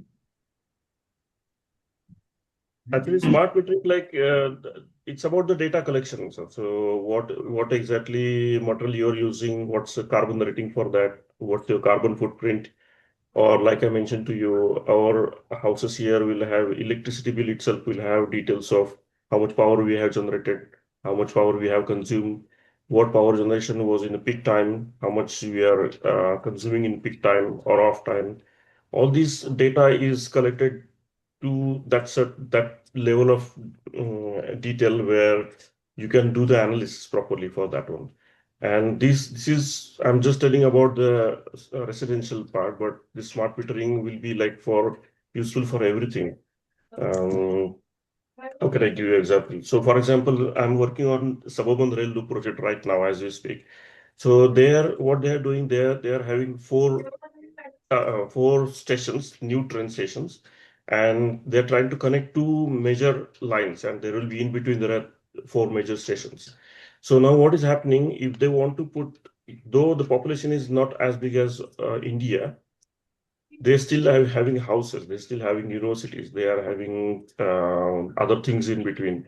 So they are preferring to go underground rather than going on the surface. So that way they are metering, like they will have comparison study whether you want to go on surface will be economical to you to lay the track, or you just have box station underground, and then the tunnel boring will be easier for you so that you're not disturbing anything on the surface, and how much you'll be costing for both things. So that study is done. The metering is done for how much will be traveling from those 2 points which they are trying to connect suburb to suburb. It's a suburban rail loop. So those type of things, I would say that's a metering where you are just gathering the data required for the project. Yes. Okay. Or anybody? Now, sir, one question in chat box also. Yes, sir. Yes, sir. What is the Okay. biggest challenge in achieving net zero building? I think whatever points we just discussed now, they are all challenges. So, what is the biggest challenge in the net zero? I think if you really see, it depending on the design, what's the purpose of the building? First thing, what are the activities going to happen in the building? What resources you have with you to work on that? So these all different. I don't think it's like only one challenge. There are multiple challenges, but the usability, the purpose of the building, and which the activity is going to happen in the building. These can be functionality. You can say functionality will be the biggest challenge if you ask me. If you are going to open the factory, of course, there will be less chances for you to have less carbon footprint. There will be more emission and there will be lesser chances of having net zero. But if you are just going to have institution building, or you are going to have office building, there is a fair chance that you can achieve close to net zero. Sir, Does that make sense? I think, sir, actually, the biggest challenge would be going from conventional energy to non-conventional energy, because most of the people are not educated towards that. Rather, Yeah, 90. but that's why we are having these sessions where the people who are actually in action, if they are aware how to do it, then it is easy. So because common people are not going to make planning, they are not going to construct it. So it starts from planning. So if professionals who are planning the buildings, if they are implementing all these things, it will be of course easy. People who are actually building it, that definitely can be definitely easy to implement.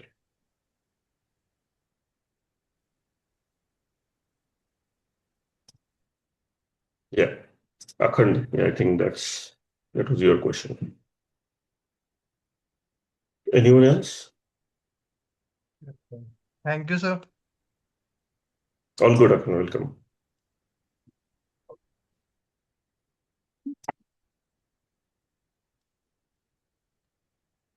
Hello. Pranav, sir. Yes, sir. Yes, sir. There is my one question also. What is the Mhm. important role of architect or urban planner during the disaster conditions? And what he important role plays during that situation? Because this question is my related to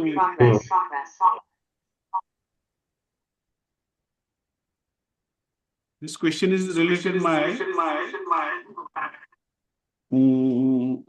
villages are showing less crowding area, and cities are increasing day by day. Peoples are crowding there. Correct. So, on point of view, this what is the important role of urban planner, maybe architect, or any green infrastructure in that way? Yeah. So if you remember, I mentioned that when you are doing urban planning, you're not only planning only for the residential, commercial, and the things which are just giving you returns all the time, just thinking about how much money I'm going to get back. Rather than that, you need to have some areas where there is a garden, there is water bodies, there are other activities where the social fabric is maintained, social health is maintained, and this is giving you pleasant experience for people to stay in that town, to live in that town. That's one part of it. Second thing is that if you have good opportunities within the town, I'm sure all of you will agree, and you must be staying before in your childhood, or your parents are living somewhere away from the cities, they are in their own town. And if there is good opportunity, you will never go away to some other major areas. You will try to stick around the area because you know the area well. You have good memories there. You have your people there. So why would you give if there is no good opportunity? There is a good opportunity available near your house. So of course, that having political willingness, having good opportunities, decentralized opportunities, not everything is happening, action is happening within the major cities where people are just rushing to the major cities, that those things can be avoided. I think people mainly go to main cities because they get more exposure, they get more opportunities, and they get more entertainment. We are really undercoating or underrating these entertainment part where people are getting bored. And that's why they want to go somewhere in the major cities, and they want to go to coastal areas. In Australia, if you see, people are rushing to the coastal areas. They don't want to stay midland. I think that could be the thing that people are not staying to the village cottages. Yes. Okay. Okay. Yes. Anybody other questions by participants?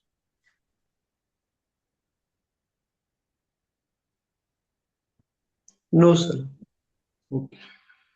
Okay. Thank you, Pranav sir, for delivering wonderful session, for videos, garden views, thoughtful session. So your such session may helpful or valuable to our participants as well as new researchers, as also new era in infra engineering, civil engineering, and some AI based models, because you've seen showing some videos by your office that seen picture very clearly what are the changes and what are the new eras. Okay, once again I thank you all participants also. Thank you, sir. Thank you, Gata sir, for giving me opportunity. Yes, sir. Yes, Thank you, And this Pranav is my sir. Thank pleasure. you. It's my pleasure. by our college. I'm very Yes. glad. I've done my diploma and both from the same institution.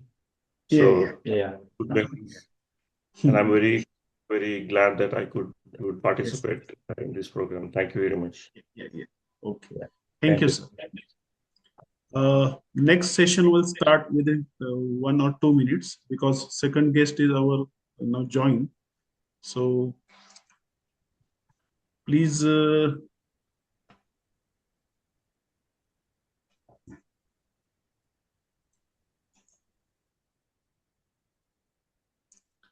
yeah. Yes. May I audible? Yes, sir. Nikhil? Just 2 to 3 minutes. So you have to start. Yes. Yeah, yeah. Yeah. Nikhil? Yeah. Yeah. Hi, sir. Yes. Yes, Okay. sir. Okay. Okay.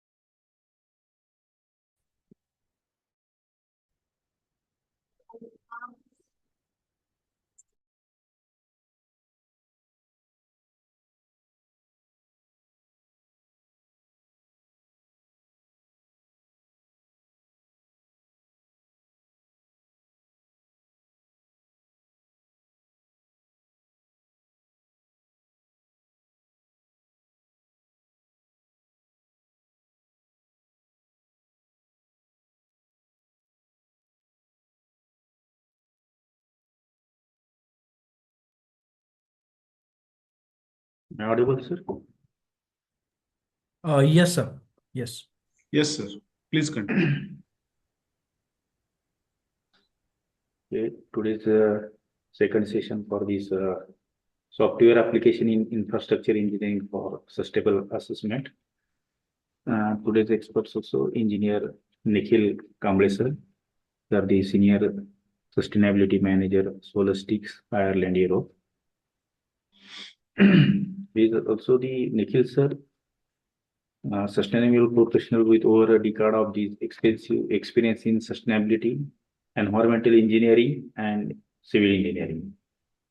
He currently serves as a senior sustainability manager at Holistics Ireland. He leads strategic sustainability initiatives focused on environmental performance, life cycle assessment, and energy efficiency. Sir also founder and CEO of ECS Environmental and Civil Engineering Solution, a startup committed to providing innovative and sustainable solutions for environmental and infrastructure challenges. Sir has expertise includes life cycle assessment, environmental product declarations, green building and environmental compliances, and green environment and energy audits. Sir has a strong civil engineering foundations, effectively integrates sustainability principles into engineering design, construction, and operational practices. And sir has more than 10 years experience for this professional experience also. He contributed diverse projects supporting organization in reducing the environmental impacts and align with the international sustainability standards. Nikhil sir, over to you. Thank you, sir, for such a wonderful introduction. Today we will be talking about software applications in infrastructure engineering for sustainable assessment. I'll share my screen. Please let me know whether it is visible or not.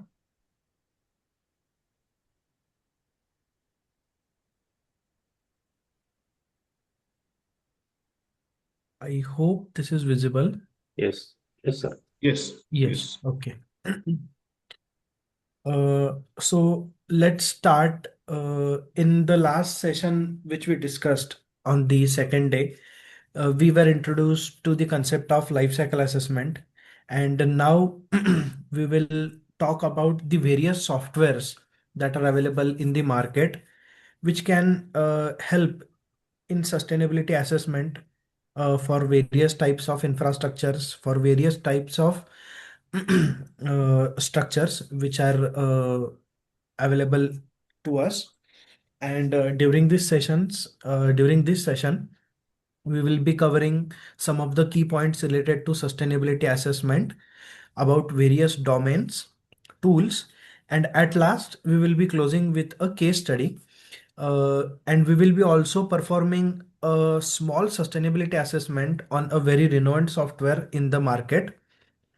So let us start with a very simple thing. Why the sustainable assessment is required? As we discussed earlier, you might remember the session of LCA that we have developed the basic things and we have developed a new basic thing, that is the healthcare. And due to this change in the climate change and increasing temperatures and all other things, there is degradation in much environment, and sustainable assessment is a must nowadays. There are many other reasons which are mentioned. The first one is the rapid urbanization and increase in carbon emissions. Of course, the rapid urbanization and increase in carbon emissions have occurred due to the over construction, rather than we could say due to the huge scale construction projects. The second one is the need of resource efficient, eco-friendly, and climate resilient structures. Uh, yes, this is a very important point, that we need some sort of resource efficient, means the structure which uses resource in a very limited way, or rather we can say which is using very less resources which are extracted from the nature, rather than it is including more recyclable or reusable resources in it. Then sustainability assessments are also important for uh, what we can say assessing some of the global frameworks such as LEED, BREEAM, GRIHA, IGBC, and SDGs, which are related to the sustainable development goals. Basically, whenever you do a sustainable assessment, you need to you get the environmental profile of that specific product, or what we can say the process or the infrastructure, and it will help you to assess all these renowned sustainability frameworks. It also enables data-driven planning, transparency, and informed decision making. Whenever you do sustainability assessment, you get a very clear idea, a very transparent view about that about the environmental profile of that product. You get to know what products or what material are exactly emitting high, what products are exactly emitting low, so that you could find a potential chance to replace the higher potential materials with the lower potential materials without affecting the quality and also the economy. Whenever we look at huge sort of constructions or huge industrialization, definitely we are polluting the environment. And to prevent these pollutions, we need to first know that what exactly is the contribution of the pollution. That's why the sustainable applications assessments are much more important. Moving forward, software applications for sustainable assessment. There are much more softwares available for sustainable assessment, but what does this software do exactly in the sustainable assessment? The sustainable assessment softwares, they evaluate the infrastructure or any process or a product for three basic aspects. The first one is the environmental, economical, and social impacts. And these impacts are assessed not only for its short period, but they can be assessed right from its birth to its death, that is during its whole life cycle. And of course, with the help of these tools, we can get the exact numbers, that what is the contribution of the carbon, what is the contribution of the acidification, eutrophication, or any midpoint or endpoint categories that we discussed before.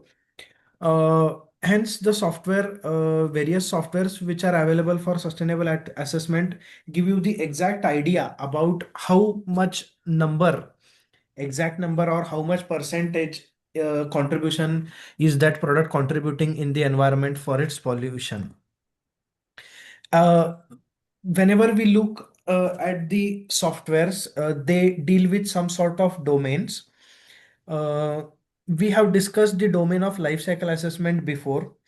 Uh, so life cycle assessment is a widely considered approach in the sustainability assessments, because it deals with all aspects of the product right from its birth to the end. Then the next one are the carbon footprint and environmental impact evaluations.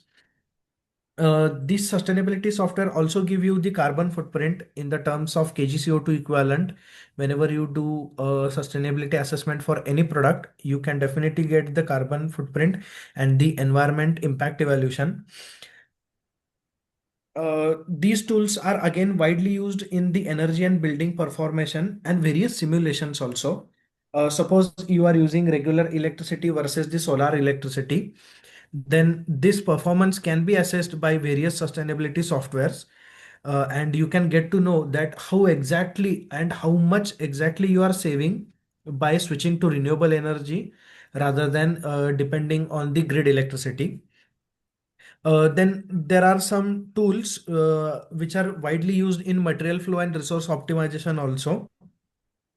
If you get to know that some sort of materials and resources are sustainable in use, but how will you get to know? You need to do the assessment on some sort of tools by collecting their inventory data, and by identifying those materials and resources. You can include those in your construction practices, and definitely your building will be sustainable, since that materials are also emitting very low. The next tool which is widely used is the BIM, integrated sustainable modeling. The next one is the life cycle costing and decision support system. The life cycle costing plays a very important role while doing any sort of assessment, because economy is also important whenever you are considering sustainability. You can't spend too much, or you can't empty your pocket so heavily for making your building sustainable, so that you are lack of economy.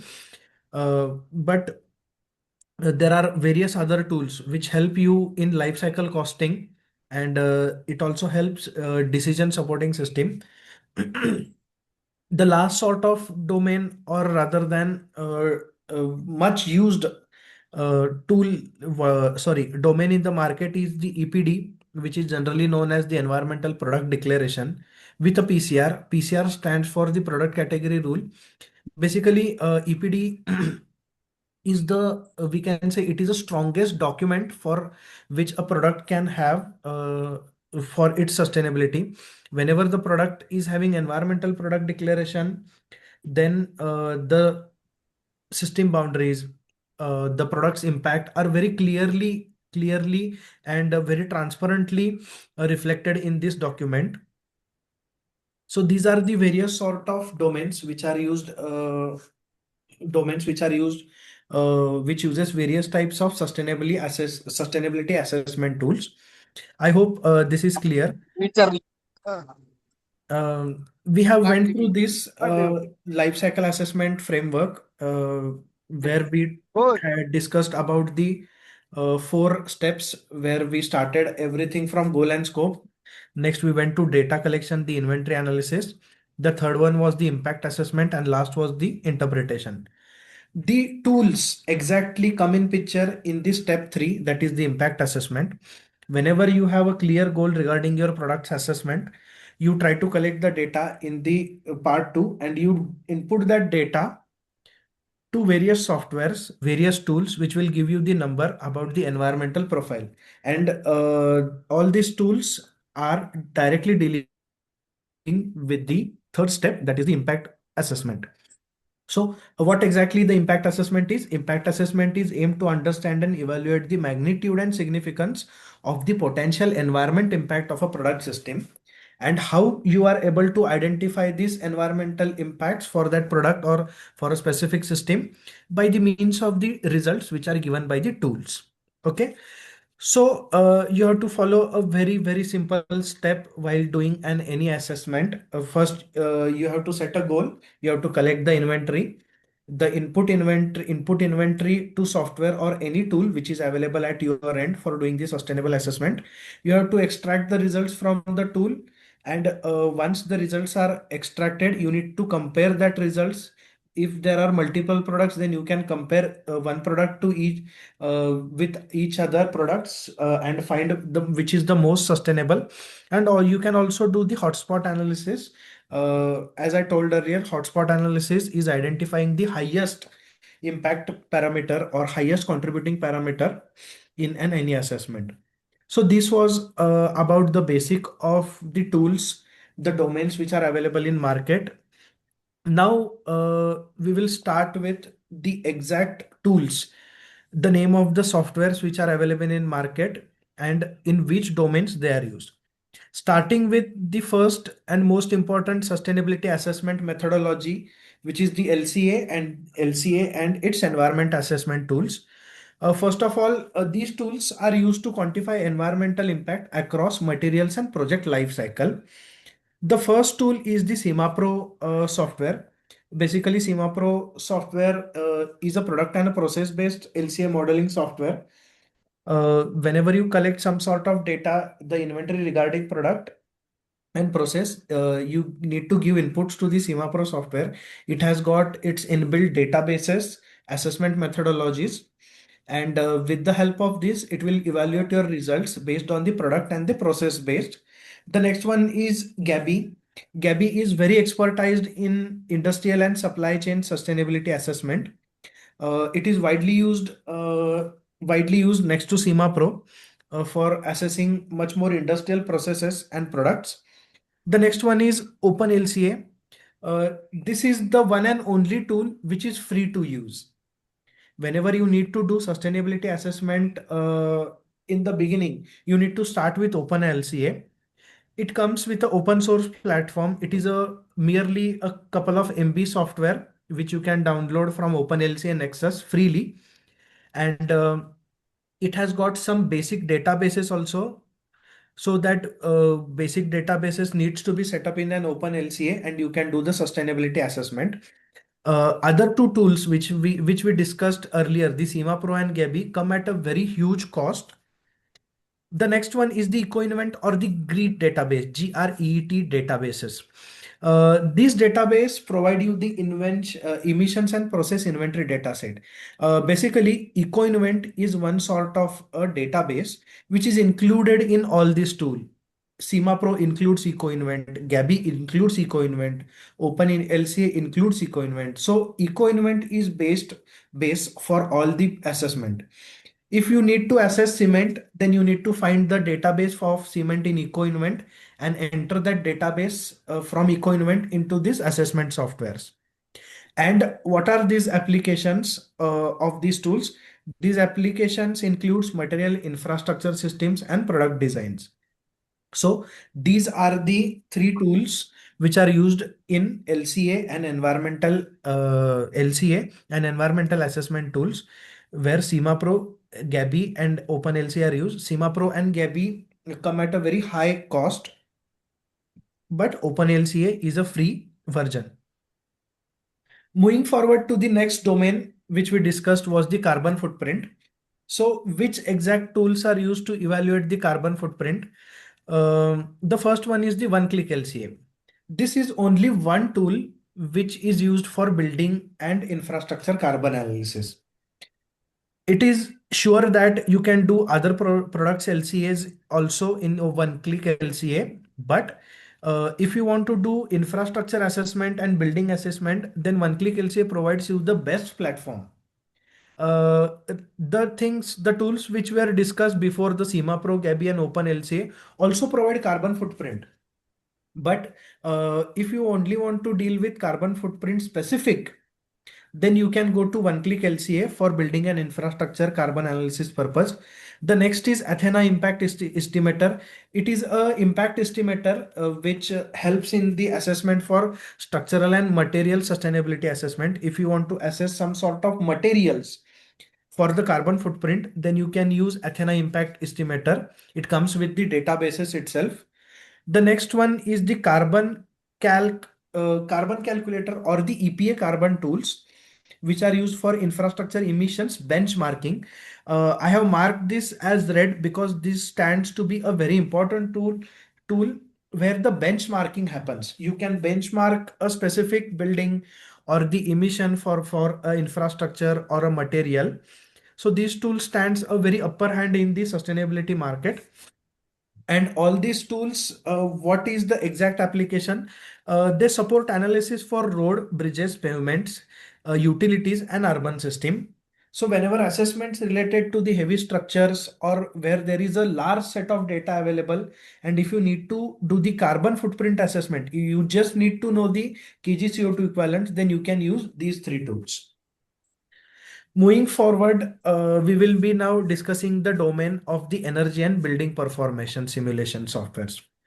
We studied about in the previous two slides, we studied about the tools which were dealing with the products LCAs, processes LCAs, system LCAs, infrastructure LCAs. But now we will specifically focus on the tools which are available to assess the energy and building performance. Just note this, that a performance of a building is a continuous assessment. That's why also the energy utilization of a building is a continuous assessment. That's why there are very special tools designed for this. The first one is the Energy Plus tool. It is this deals with the building thermal and HVAC performance modeling. If you need to know about the thermal and HVAC performance modeling or simulations of a specific building, then Energy Plus tool needs to be used. The second one is the Design Builder, where Energy Plus based, and it is a very user-friendly simulation tool. Design Builder tools seems to be a very user friendly, rather than it is a very simple tool where there are very limited entries available, which can give you in-depth results also. The next one is the eQuest, where the energy benchmarking and load simulation calculations can be done for the energy performance. And the last one is the RET screen tool. These tools only deal with renewable energy feasibility and GHG reduction strategies or the analysis. Whenever you replace something with replace some energy with sustainability or sustainable energy, then you can use the RET screen tool, because it is these tools contain databases related to the renewable energy, and of course the GHG reduction analysis can be done, that is the greenhouse gas reduction analysis. So what are the applications of these four tools? First of all, these tools support passive design strategies, renewable integration, and cost savings, because whenever we deal with energy, there are huge emissions, there are huge background processes related to the energy production, because we know that energy comes from hydro, it can come from coal, it can come from any nuclear plant.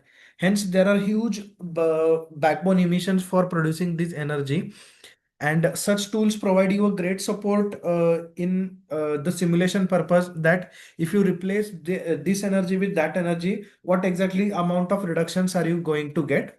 So this was about the energy domain.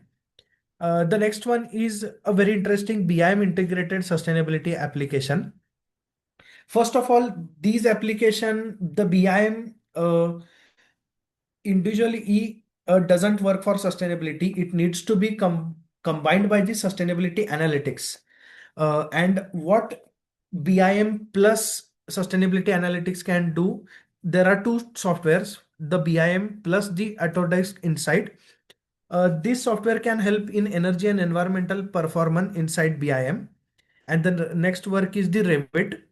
Of course, the quantity takeoff and material footprint mapping, because in Revit, all the things related to the mapping quantities are taken. Hence, BIM plus Revit can also help you in the sustainability application. So what does this support? Of course, first of all, it is the resource optimization, excess bringing of resources onto the site, uh, rather than optimizing the resources. Uh, in an Suppose you are casting a slab, then you have planned all these things, you have taken off the quantities from the Revit, then you can optimize the resources also. The next is the clash reduction and efficient design coordination.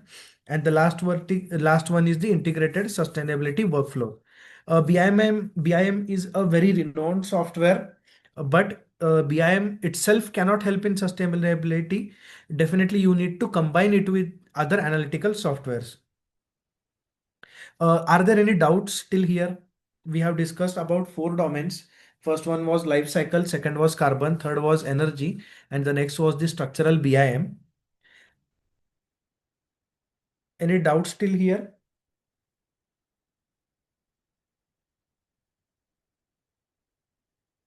No, sir.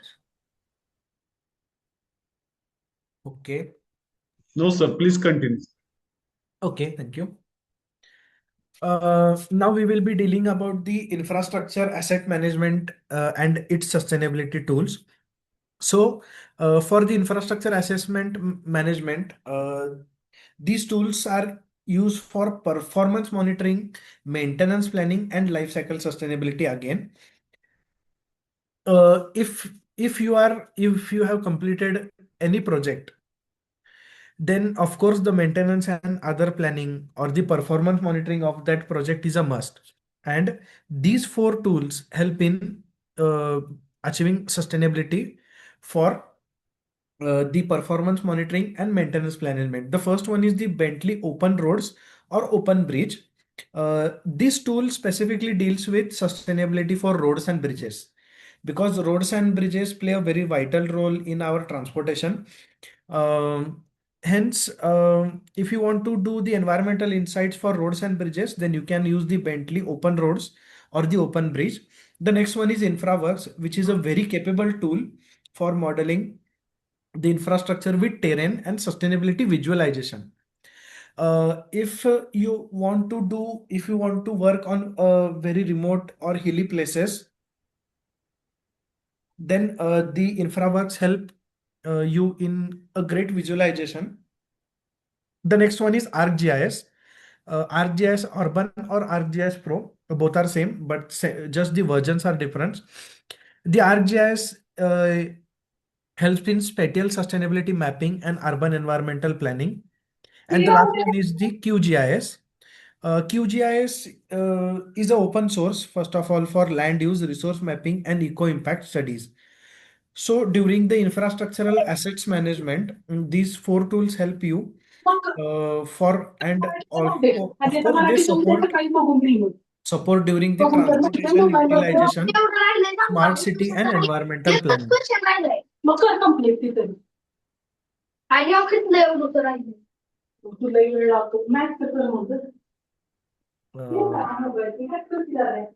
We will move forward. Now, if you are going to deal with water, wastewater, and environmental modelings, then there are these four tools. First one is the IPANET. First of all, these tools are used in the hydrology, drainage, and resource efficient water infrastructure.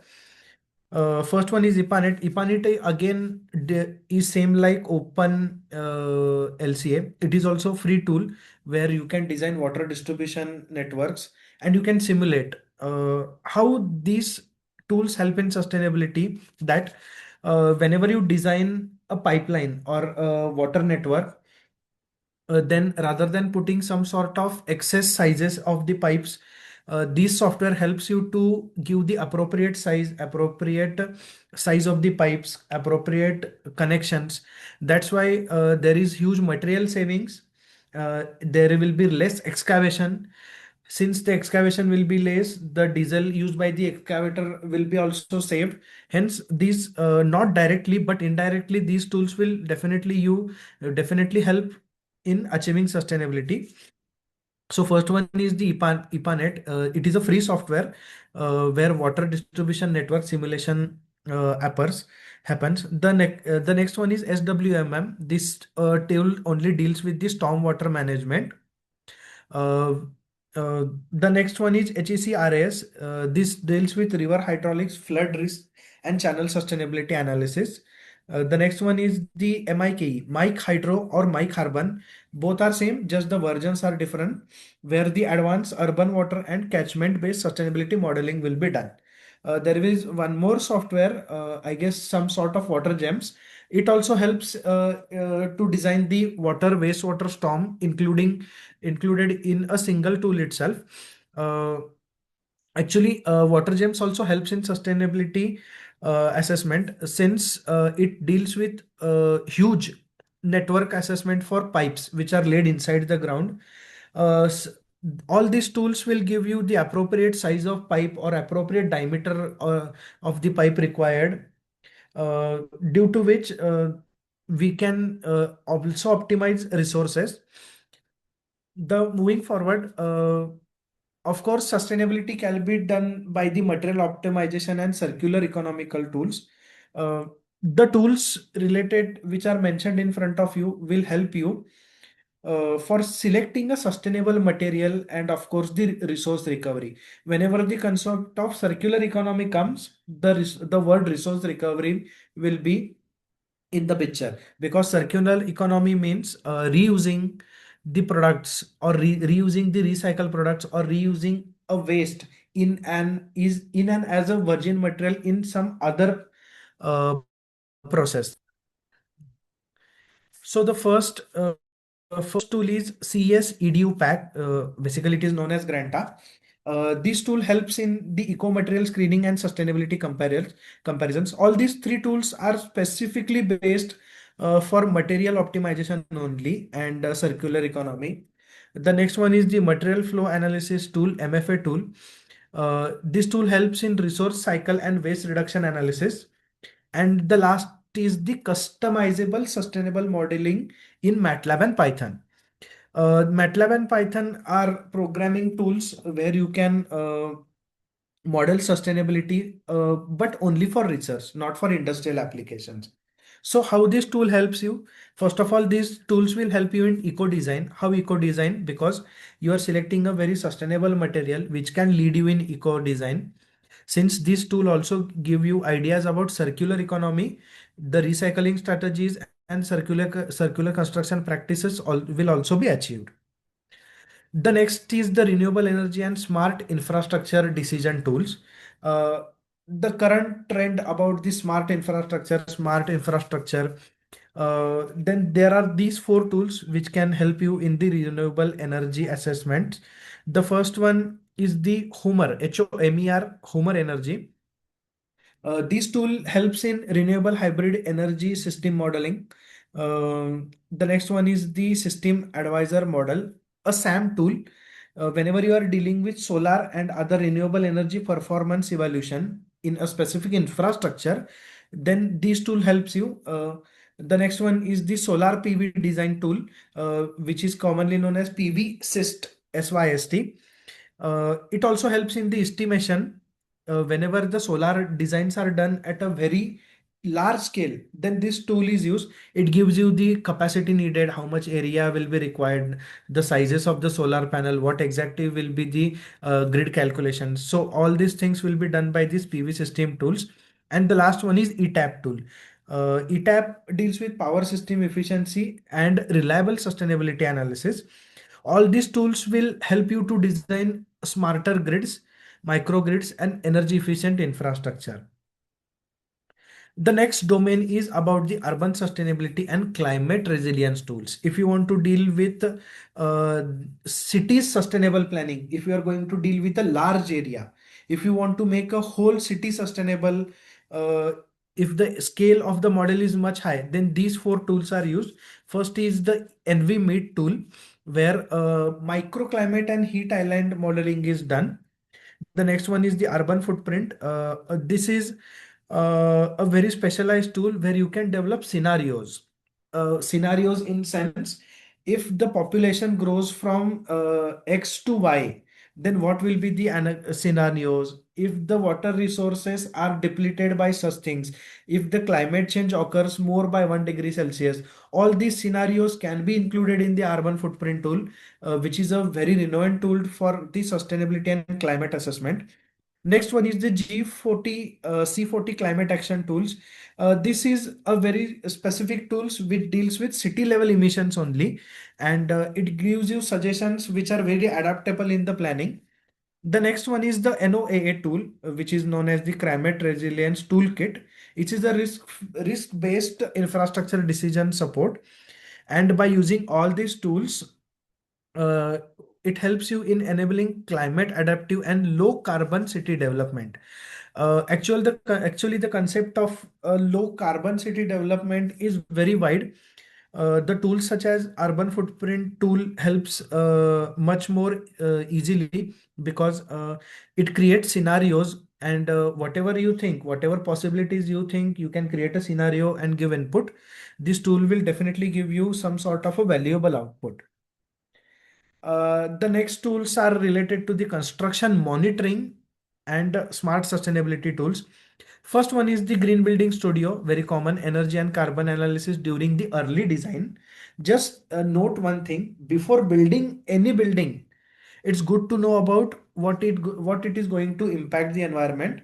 Hence, the Green Building Studio helps to design you the structure in a very sustainable way. Where this tool works on very basic things. The next one is the Trimble Quantum tool, which carries out the sustainable route selection for highways. Whenever the highways are designed, there is much cutting and filling, but the tool helps in reducing the cutting and filling, and helps also to destroy less trees, or less clearing land of forest areas. The next one is the drone-based survey platform. Of course, we know all these drone-based survey platforms. We can do the drone survey, we can do the site monitoring, and it can also help in the environmental compliance mapping. The next is the intelligent-based tools, that is the IoT-based environmental modeling dashboards. where the assessment related to air noise and dust impact trackings are done. Weather monitoring stations or the dust collection monitoring stations can be placed at various places where the air and dust can be analyzed. And all these tools helps in the sustainable construction management and to make the real-time decision making. These tools come with some sort of challenges and limitations. Definitely, these tools are having a very high caliber, but they also require some sort of a very high caliber inputs in them. First of the most faced challenge is regarding the data gaps and lack of regional lifecycle database. I will share you just an example related to the database, lack of regional database. We in India, we do sustainability for most of the products, but there are very few databases which show the environmental footprint of Indian products. Whenever we do sustainability assessment by sitting in India, we try to take the ROW, that is the rest of world database, global database. For example, I am doing sustainability assessment for a building which is present in Maharashtra. I will get the database of cement, which is a raw material in building construction. I'll get the database for steel also, India. But when you go to some other materials, such as like the paints, the wood, rather than you can say the glass, then there are no any Indian databases present in the eco invent itself. Hence, this leads to greenwashing. What exactly is greenwashing? You are substituting the databases. You are doing the case study for India, but you are using the global database. So this makes a difference. The next one is the interpretation complexity and expertise requirement.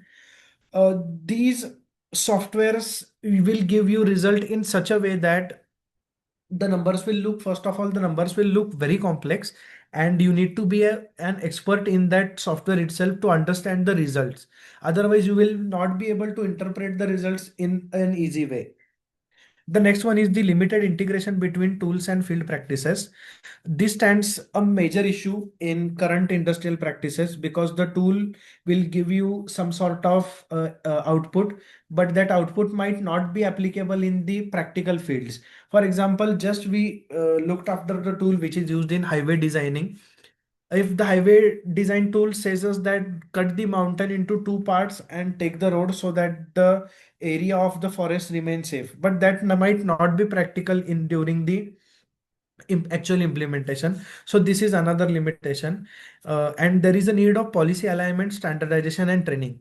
This needs to be taken very seriously. If you are going to work with any of these tools, you need to be trained well to use that tool. At least you need to know what sort of data is required, what inputs I need to collect, and what exactly output and in what form of output I'm going to get. So these are the challenges and limitations for using all these tools. I hope this is clear. The theoretical part is clear. If you have any doubts, then please let me know. If you have any doubt, then please tell me. Now we are going to start a case study, and we will be looking at the actual modeling on SEMA Pro software, how it is done to do a sustainability assessment for a very common rather than we would say a very common material which is used in sustainable infrastructure assessments. We will be comparing the conventional clay brick, that is the red brick, with the AAC blocks which are newly developed. Any doubts still here in the theoretical part, in the tools that I have explained in various domains?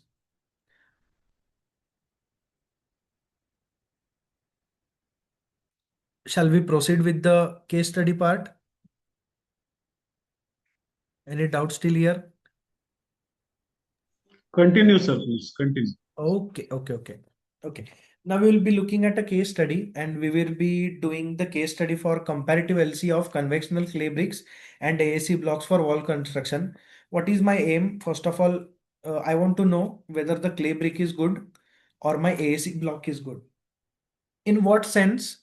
In the terms of sustainability. I'm going to construct a huge project a huge building I'm going to construct, and I want to know whether the clay brick is going to bring me more sustainable output or the AAC block. And by the means of LCA and SEMAPRO software, we are going to assess this. As I told you, as we have discussed the framework, we are going to deal with all the 4 steps. The first one, definitely it will be going to be scope, goal, and scope definition. So what exactly is the goal of my project or this case study? To compare the environmental impact of construction of a wall using fired clay bricks and autoclaved aerated concrete, that is the AAC blocks. My sole aim is to compare these 2 bricks for construction of a wall.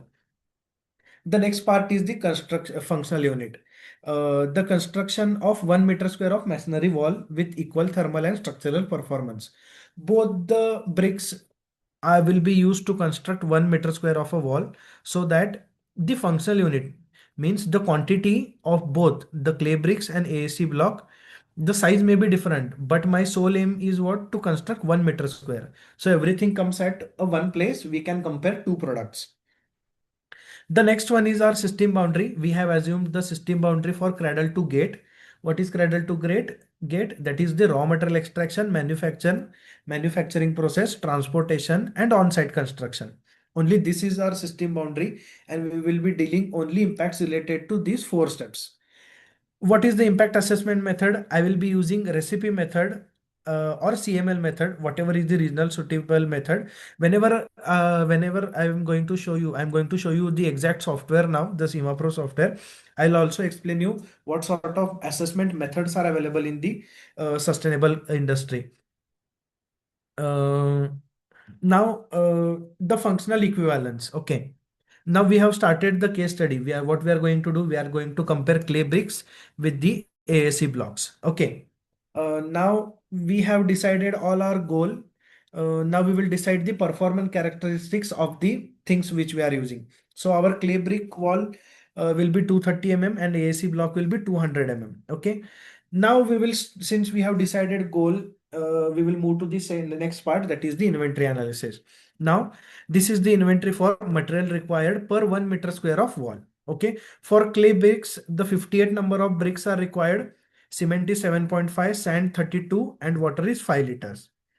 For AAC blocks, 8.3 units of blocks are required for 1 meter square of wall construction. Cement is 2.5 kg, sand is 5 kg, and water is 2 liters.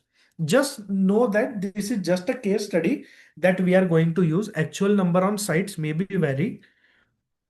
The next one is the manufacturing inventory. Now raw materials are taken, but now the manufacturing of that brick also needs to be considered, because we are dealing with life cycle assessment. So for producing clay bricks, approximately 1000 bricks, clay of 2200 kg is required, coal of 120 kg is required, diesel 10 liter is required, and electricity 35 kilowatts hour is required. Similarly, this is the inventory for preparing an AAC block, where cement, fly ash, lime, gypsum, aluminum powder, water, electricity, and steam are taken. The next one is the transport. Whenever these blocks, the clay blocks and AAC blocks are produced, they will not be produced at site. Definitely, they will be produced at some other place, and you need to transport that from the site. So a 50 kilometer of transportation of clay bricks has been assumed, and for AAC block, 120 kilometer has been assumed. The materials which are required for construction, that is the cement and sand, are assumed to be coming from 40 kilometers. The water will be taken from site itself.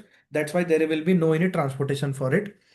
Now, on-site construction impact. During the construction of this wall, the wall of 1 meter square, by using these 2 bricks, what exactly things are required? First one is mortar electricity is required. You need to prepare the mortar. For that, electricity mixers will be used. The second one is masonry labor time. Neglect this part because it is just an inventory which has been collected. Of course, masonry labor time is much required in higher in clay bricks, because the clay bricks are small in size, and AAC blocks are big in size. So AAC blocks cover a big area in one unit. Clay bricks cover less. Hence, labor time for clay bricks is higher, AAC blocks is low. And wastage during handling is 3% and 1%. Clay bricks are made up of clay. Sometimes there might be any manufacturing defect, the brick might not be neatly baked. Therefore, there is more wastage in clay brick, and in AC block we have assumed the wastage of 1%. Now we will start the modeling itself. I'll just share my screen again. Just give me a minute.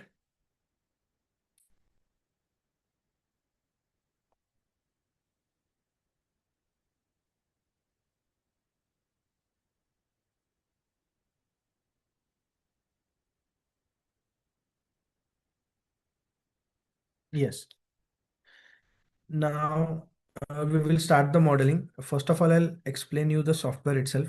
So this is how a CIMA software looks like. It might look you dull in visuals, but this is the software which is used for almost all the sustainability assessments in the market. It is widely used because it comes with a complete package. So this is the dashboard of the CIMA software, and this is how it looks. It comes with the databases, it comes with the libraries, it comes with the assessment methodologies. In other software, you need to take the databases, you need to purchase the libraries. So it comes with a complete package. So I will demonstrate you how to use it. First, we will look at what exactly we will be doing. I'll just zoom this. First, we will be starting with the material requirement per 1 meter square of wall. Okay. So I require clay bricks. After that, I will require the AAC block. So we will start the sustainability modeling of this clay bricks and wall. First of all, I'll create a new project. Assessment for clay versus AAC block. So this is how a new project is created. Once the new project is created, you need to select the libraries. So what are these libraries? These libraries are from EcoInvent database, which provide you all the background data in it. We will select all the things and we will go to the processes itself.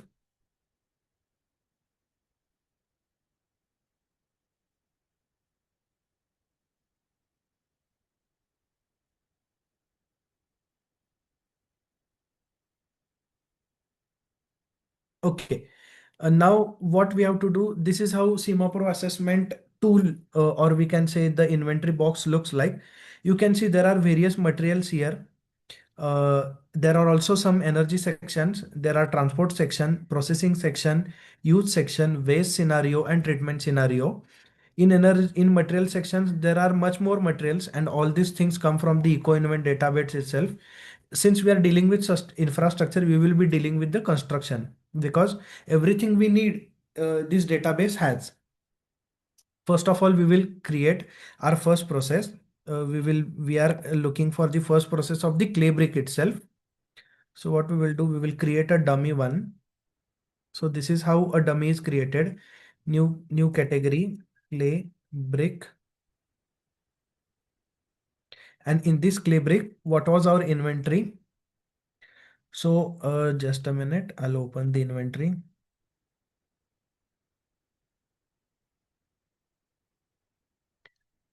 For a clay brick. So for clay brick, burnt clay brick, 58 numbers, clay brick, 1 meter square of wall construction. So we will take first of all 1 meter square of wall from clay brick. So this will be 1, and of course it will go to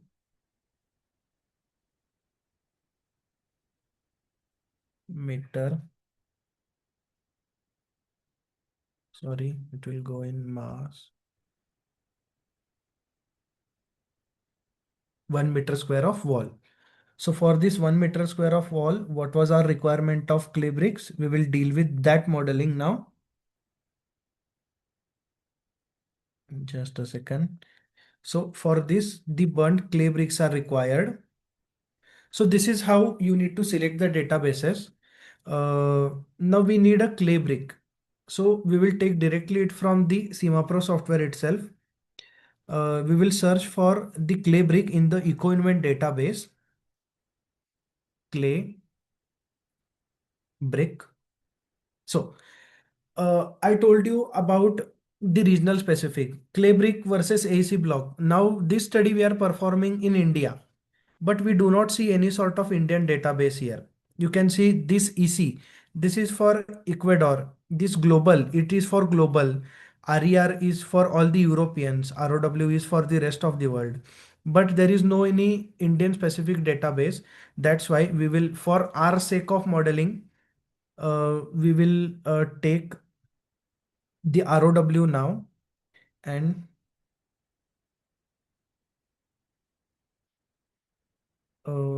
next thing which we require, we will look at the inventory. We require cement.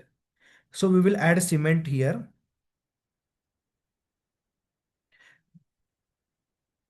Cement. For this, we will take very basic ordinary Portland cement.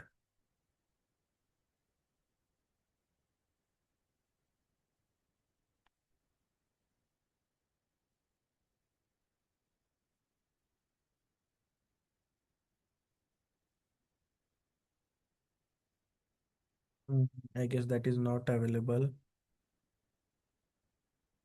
Cement. Yeah.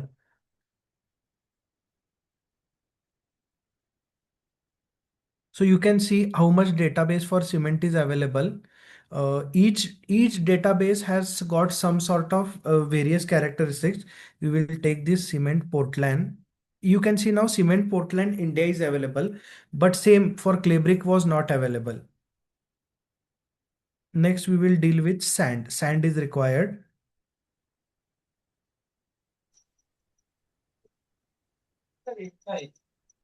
Okay, so this is sand. Again, sand India is available. And the next one is water. Now we will add water. Water. We will add tap water. Again, we need to look for Indian database. Tap water is available. And now we will add the quantities. So 58 numbers of bricks are required. Generally, the weight, we will assume the weight of each clay brick to be about 7 to 8 kgs. So 58 multiplied by 8 is total 484, 464 kgs of brick is required. In our inventory, cement was required about 7.5 kgs. In our inventory, sand was required about 32 kgs. And in our inventory, water was required about 5 kgs. Okay. So we will save this process, and now we will look for 1 meter square of wall by AAC block. Now we will look at the inventory for AAC block. So 8.3 numbers of AAC blocks are required. First of all, we need to add AAC block here. We will look AAC block is available or not. Just a second.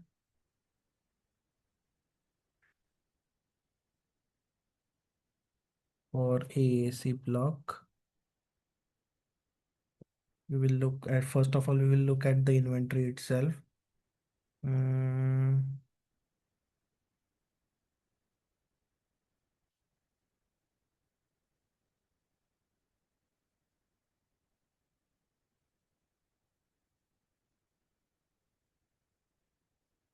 This is the inventory for AAC block. We will add.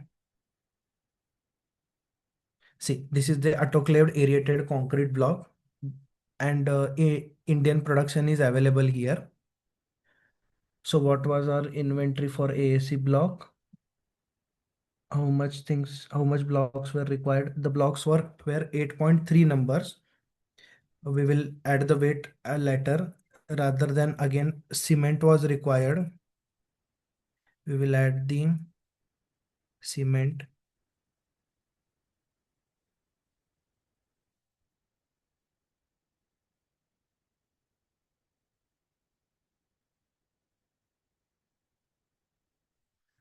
Just for sake of comparison, we are taking some random database here. Next is the sand again. Sand India. And the last one is water. Tap water, India. So the quantity of tap water is 2 liter. The sand is 5 kg. It is cement is 2.5 and 8.3. For this aerated concrete block, we will assume its weight to be about 18 kgs. So 18 into 8.3 is about 149.4 kgs. Now again, we have to change this since we are dealing with 1 meter square of wall construction by AAC block. So now you have got two case studies here. You have constructed your wall of 1 meter square from clay brick, and now you have constructed your wall from 1 meter square wall from AAC block. Now you need to do the sustainability assessment for this. Okay. So what you will do, you will first select both these things and you will go to the compare button. You can see here both the units are same. Now you need to choose the methodology. Whenever sustainability assessment occurs, there are various methodologies developed by various regions in the world. This is the European methods which are available in sustainability assessment. First one is the CML baseline, non-baseline, ecological scarcity, EN15804. EN15804 is widely used in sustainability assessment for EPDs. Then these are some of the global methods. And from these global methods, recipe is one of the widely used assessment for global LC assessment. Then BES and Tracy, these are the method developed by the North America. Then if you consider single issue, then there is one method called as the IPCC method. This method deals with only carbon footprint purpose of the selected processes. Then there are some supersede process methods and the water footprint methods. For our sake now, we will take the IPCC method so that we could just know what are the carbon footprints of construction of 1 meter square of block wall by ASC versus the clay. When we click calculate, it will take a minute of time to extract the results. Till then, if you have any doubts regarding this software, how we selected the database, you can ask me. We will just repeat that process for you. Because this software is very widely used in industry for doing all sort of LCAs and sustainability assessment. I personally use this software to do all sort of sustainability assessment, carbon footprint assessment, water footprint assessment, and also for EPDs. Now, what exactly this software is doing? This software is analyzing all the background data, which is presented in the EcoInvent database. The things which we selected, we selected cement, we selected water, we selected sand, we selected the brick and the AC block. So this software is analyzing all the background processes and giving us the number of the carbon footprint. So what that carbon footprint will be of? It will be of the 1 meter square of wall constructed. I think the software has completed its assessment. Yes. And you can see we are easily able to select a sustainable way. 1 meter square of wall constructed by ASC block will just give you 82 kg CO2 equivalent impact in the environment. And if you construct that same wall with 1 meter square of wall with the clay brick, it will give you about 164 kg of CO2. Hence, it proves that AAC blocks are much sustainable rather than the clay bricks. Now, if you want to know that what exactly is contributing more in the clay brick, then you can do the separate sustainability assessment for each of the model, which is called as the hotspot analysis. If you look at the process, and I'll just show you the process for that. There are three types of impacts which are given. One is fossil, second is biogenic and land transformation. Definitely the fossil impact for the clay brick will be high because for preparation of clay bricks, the bricks are burnt in kilns. definitely that causes more pollution. Hence, the impacts for these bricks are much more high rather than the AAC autoclaved blocks. I hope this is clear, and this is how sustainability assessment takes place. Now you got to know that AAC blocks are much sustainable, and with the help of these blocks, you can definitely create sustainable construction or your sustainable infrastructure.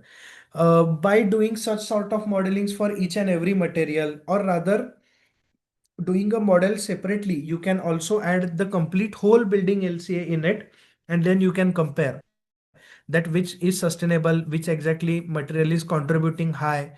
If you consider the conventional RCC construction process, then most of the impacts are due to the use of steel and cement in the construction process. I hope this is clear. We have carried out the sustainable assessment for AAC block and clay brick. And from the results of the software, we got to know that AAC block will only give you 82 kgs of carbon for 1 meter square of wall, and clay bricks will give you 164 kg of carbon. Hence, AAC blocks proves to be sustainable. Is it clear?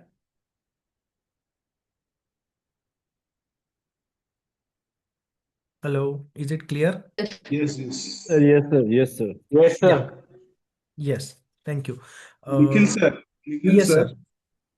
some participants are asking question in chat box. Clear Okay. at the end of session. Yes. Okay. I'll just answer them. I don't know. Okay. Yes, one person is asking about what are any software for geotechnical engineering engineer. No. For geotechnical engineering, sustainability softwares are not available. But for geotech engineering, ArcGIS, QGIS can help you to get various sort of levels of the earth terrains. Based on that, you can implement or couple it with some other software and use it. But specifically for geotechnical engineering, there is no any software available. Nikhil sir, Yes, sir. this is Dr. N.T. Suryanshi. Hi, sir. Yes. Yes, hello. Software is open source or is it available freely? This SEMA Pro software? SEMA Pro. No, sir. It is a paid software. It comes at a cost. Yes. Yeah. If you want to Any do, other open source software is yes, available sir. for the like OpenLCA. OpenLCA is a very open source software.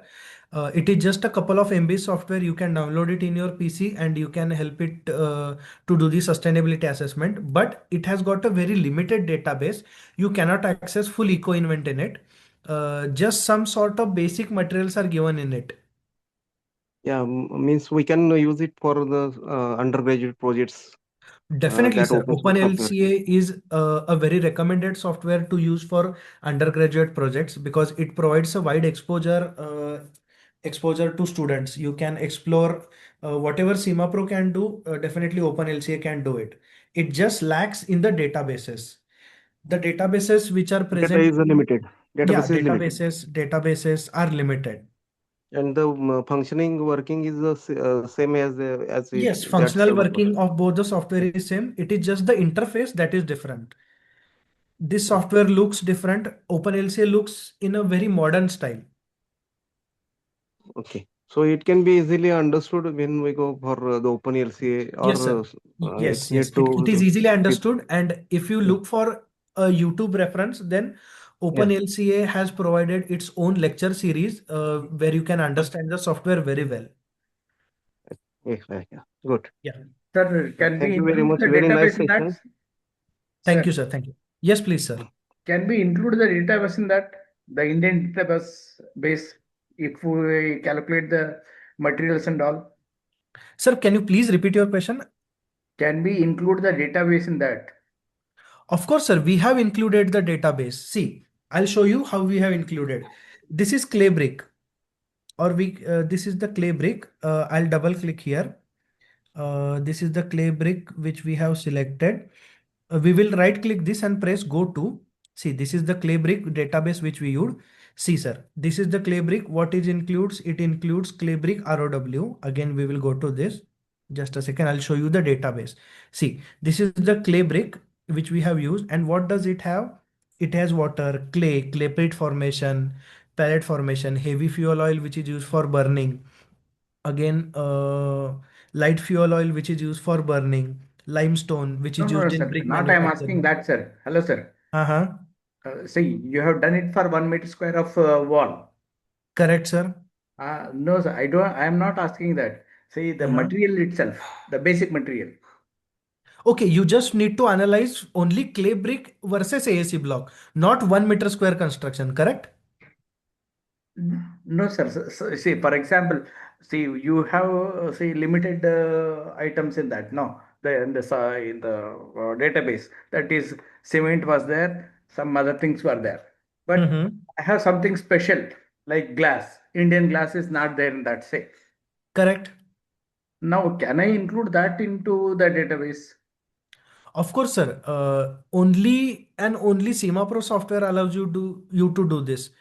If you have got a number from any literature review, if suppose if one of the paper from Springer says that for production of 1 kg of glass the impact is 2.8 kg, then you can Ah, add that in the SEMA Pro software. It helps you in adding those things, sir. yes, sir. Thank you. Thank Yeah. you, sir. SEMA Pro software allows you to edit and change eco-invent database itself. But it is not free. No, sir, this software is not free. Yeah, okay.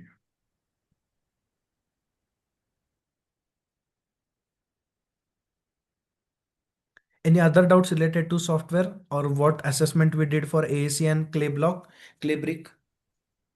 No, no. Please continue. Yeah. So this is how we do the sustainability assessment by using sustainability softwares. There are much more software available in the market, but this software, OpenLCA, SEMA Pro, and Gabi, three are most used. The one-click LCA is used most in building infrastructure. All this software comes at a huge price. Only OpenLCA comes free, but you need to purchase the databases from OpenLCA Nexus again. So that also goes to some sort of a cost extent. Whenever you use OpenLCA, you can download the software free, and it has got some basic databases included in it. So this completes our session related to the sustainability softwares.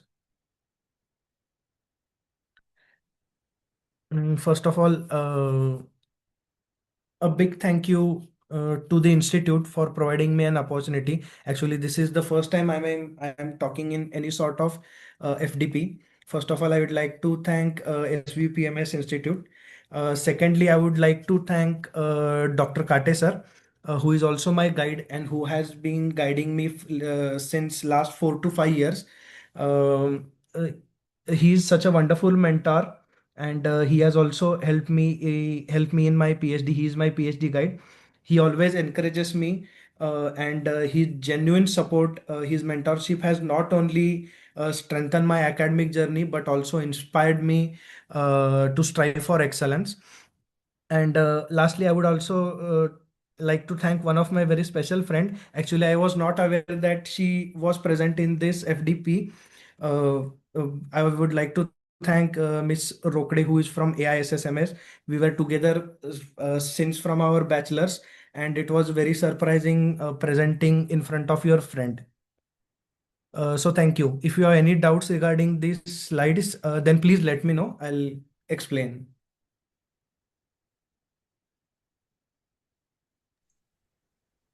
Any doubts regarding the softwares? Any doubt regarding the SEMA Pro software, or you want to explore it a bit more? If you want anything, then please let me know.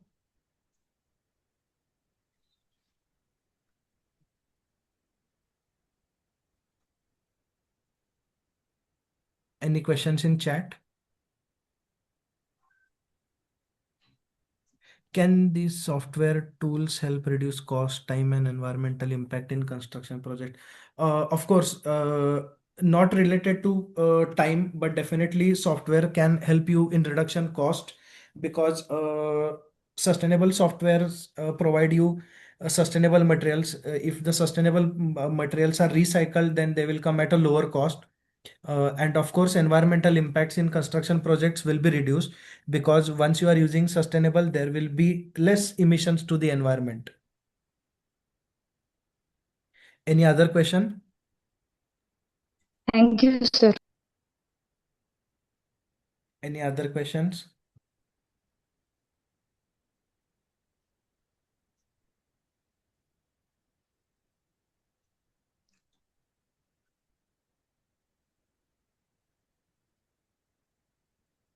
Any other session, any other questions that you want to ask regarding sustainability tools, their availability,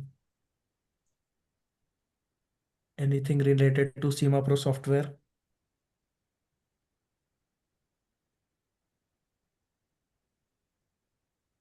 I think one person is asking someone. Let's see Okay. in chat box. Which sustainability software is most commonly used? The SEMA Pro software is much commonly used because whenever you compare, I'll just show that slide just a second.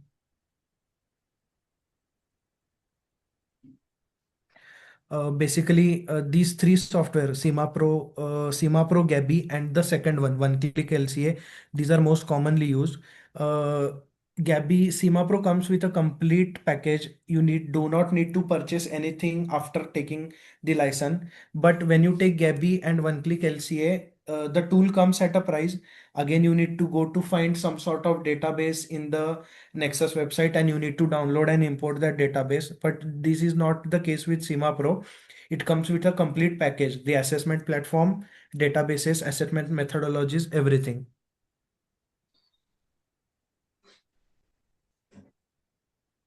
Any another questions? Hello, Nikhil. Yes, sir.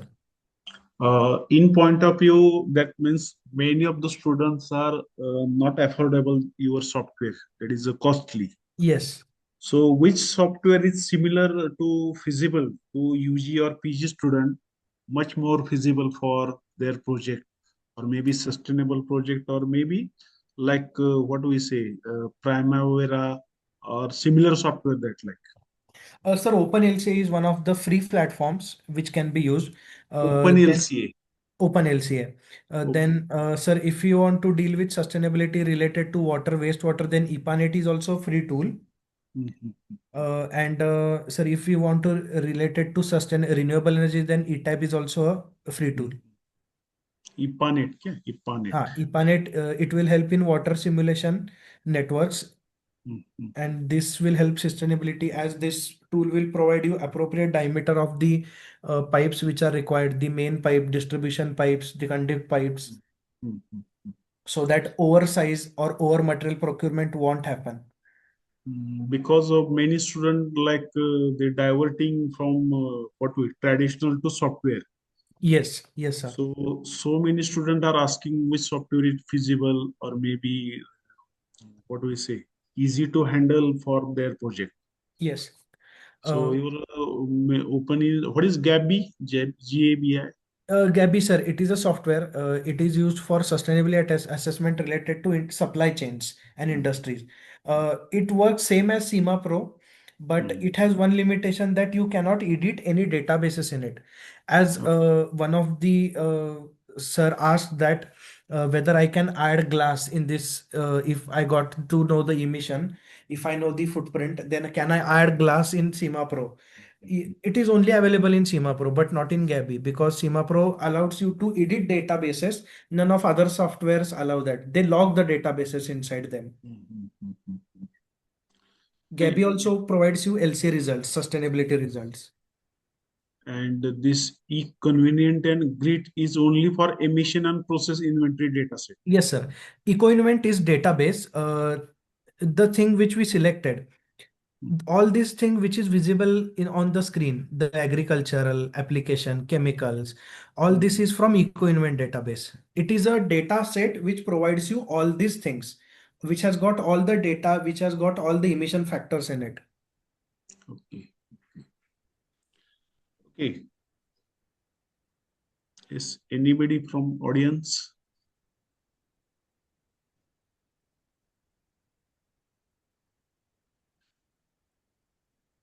Hello. Yes. Yes, sir. Anybody from audience?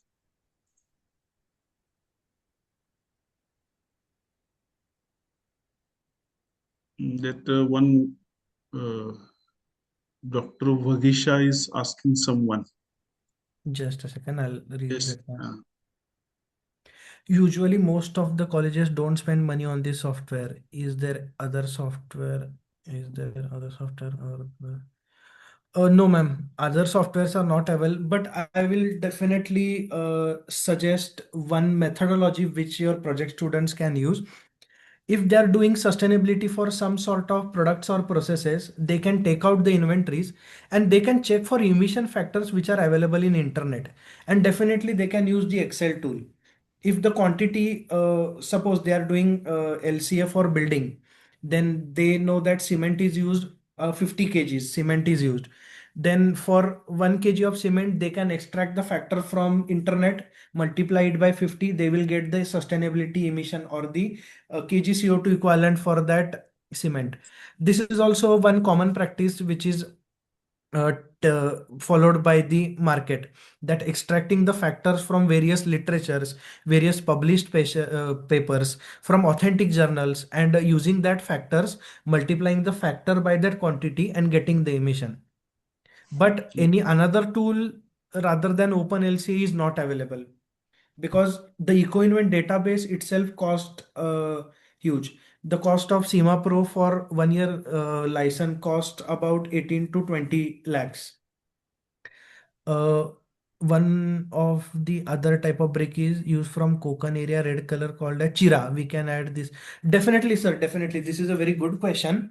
Chira brick, it is a completely natural brick. It is a completely natural stone which is extracted from nature.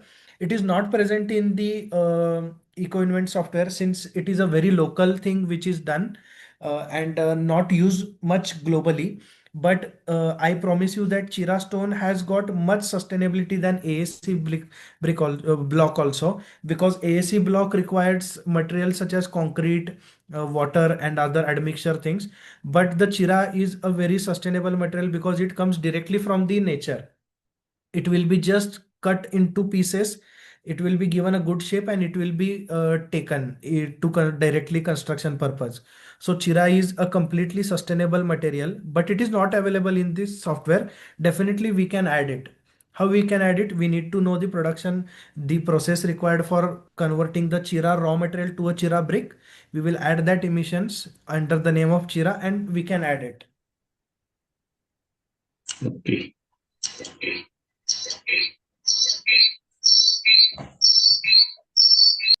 Any other questions? What about job opportunities? Job opportunities for students. Definitely, we can look There is after the one job chat box. opportunities. Yeah, yes. We can try about job opportunities in the field of sustainability. This is the only one and singular field which cannot be replaced by AI, because the process of data collection and understanding the complex process and the mixture which is used in industrial production plants is very difficult, which a robot cannot done. So definitely this there are much more opportunities for job for the students. Just the student needs to be master in any of these four softwares mentioned, rather SEMA Pro, uh, Gabi, One Click, or there is one more, Athena. That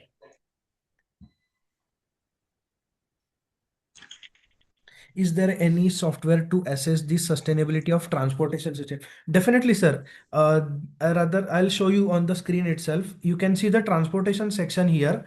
The transportation section from air can be assessed, rail can be assessed, road can be assessed, water can be assessed.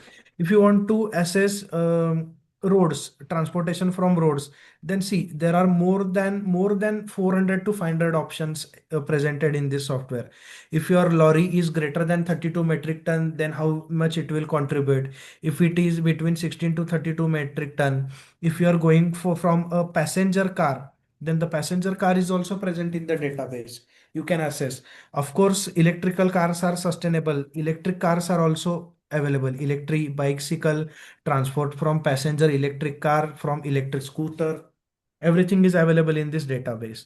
And it makes us easy rather than collecting the data. Easily the database can be accessed and compared.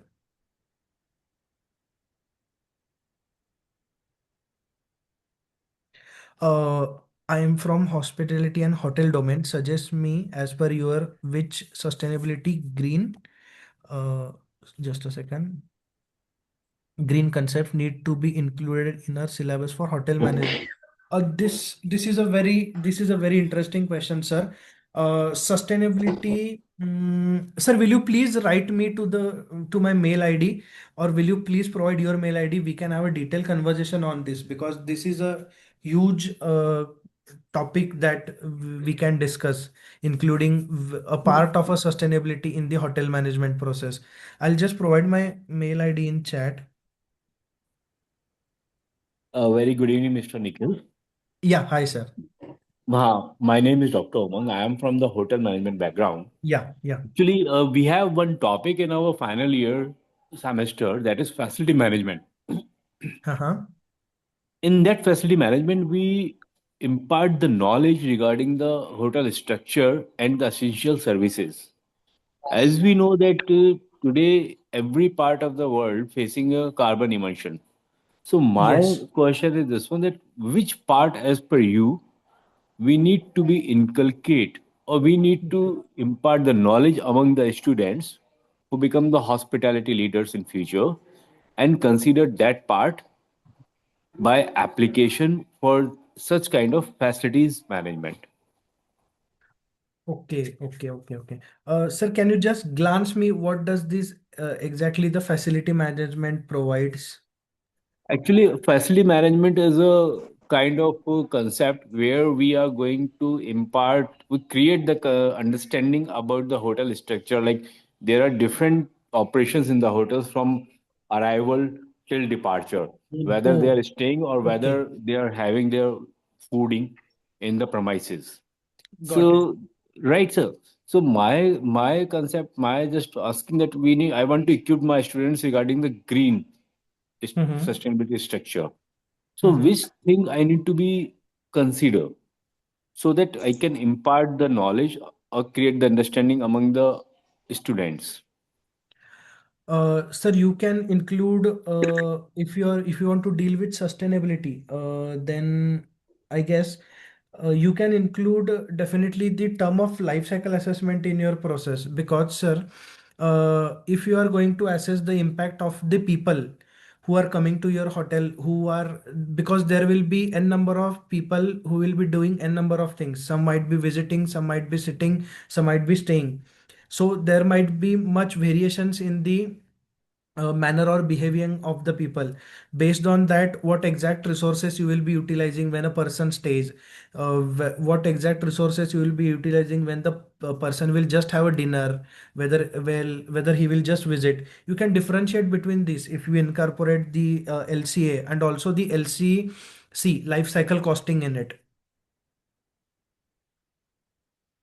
Yes. So I definitely Okay. you can share your email ID with us. Yeah, I will definitely write an email, and your suggestions, your directions toward that side will definitely help to me as well as my students as well. definitely, sir. I have shared my email ID in the chat itself. We can have a good conversation regarding this.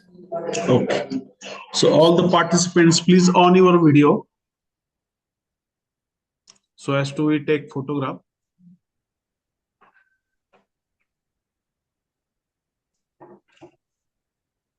Yes.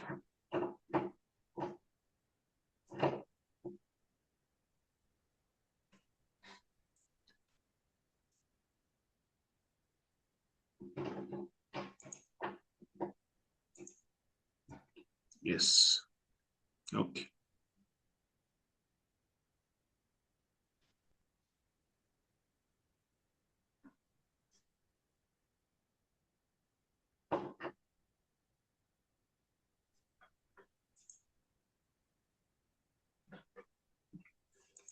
Just a minute, sir. Gallery.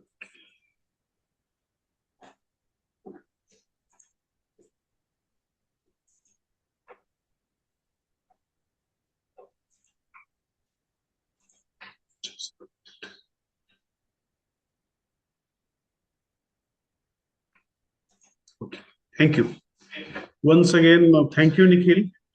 Wonderful session delivering by you. Thank you, Also, sir. thanks for all participants. Tomorrow, there is a session will start at the time 6 p.m. Okay, so all should be ready. Thank you. Thank you, Nikhil. Thank you, sir. Thank you, everyone. Yes, yes, Thank you so much, Nikhil. Thank you so much. yes.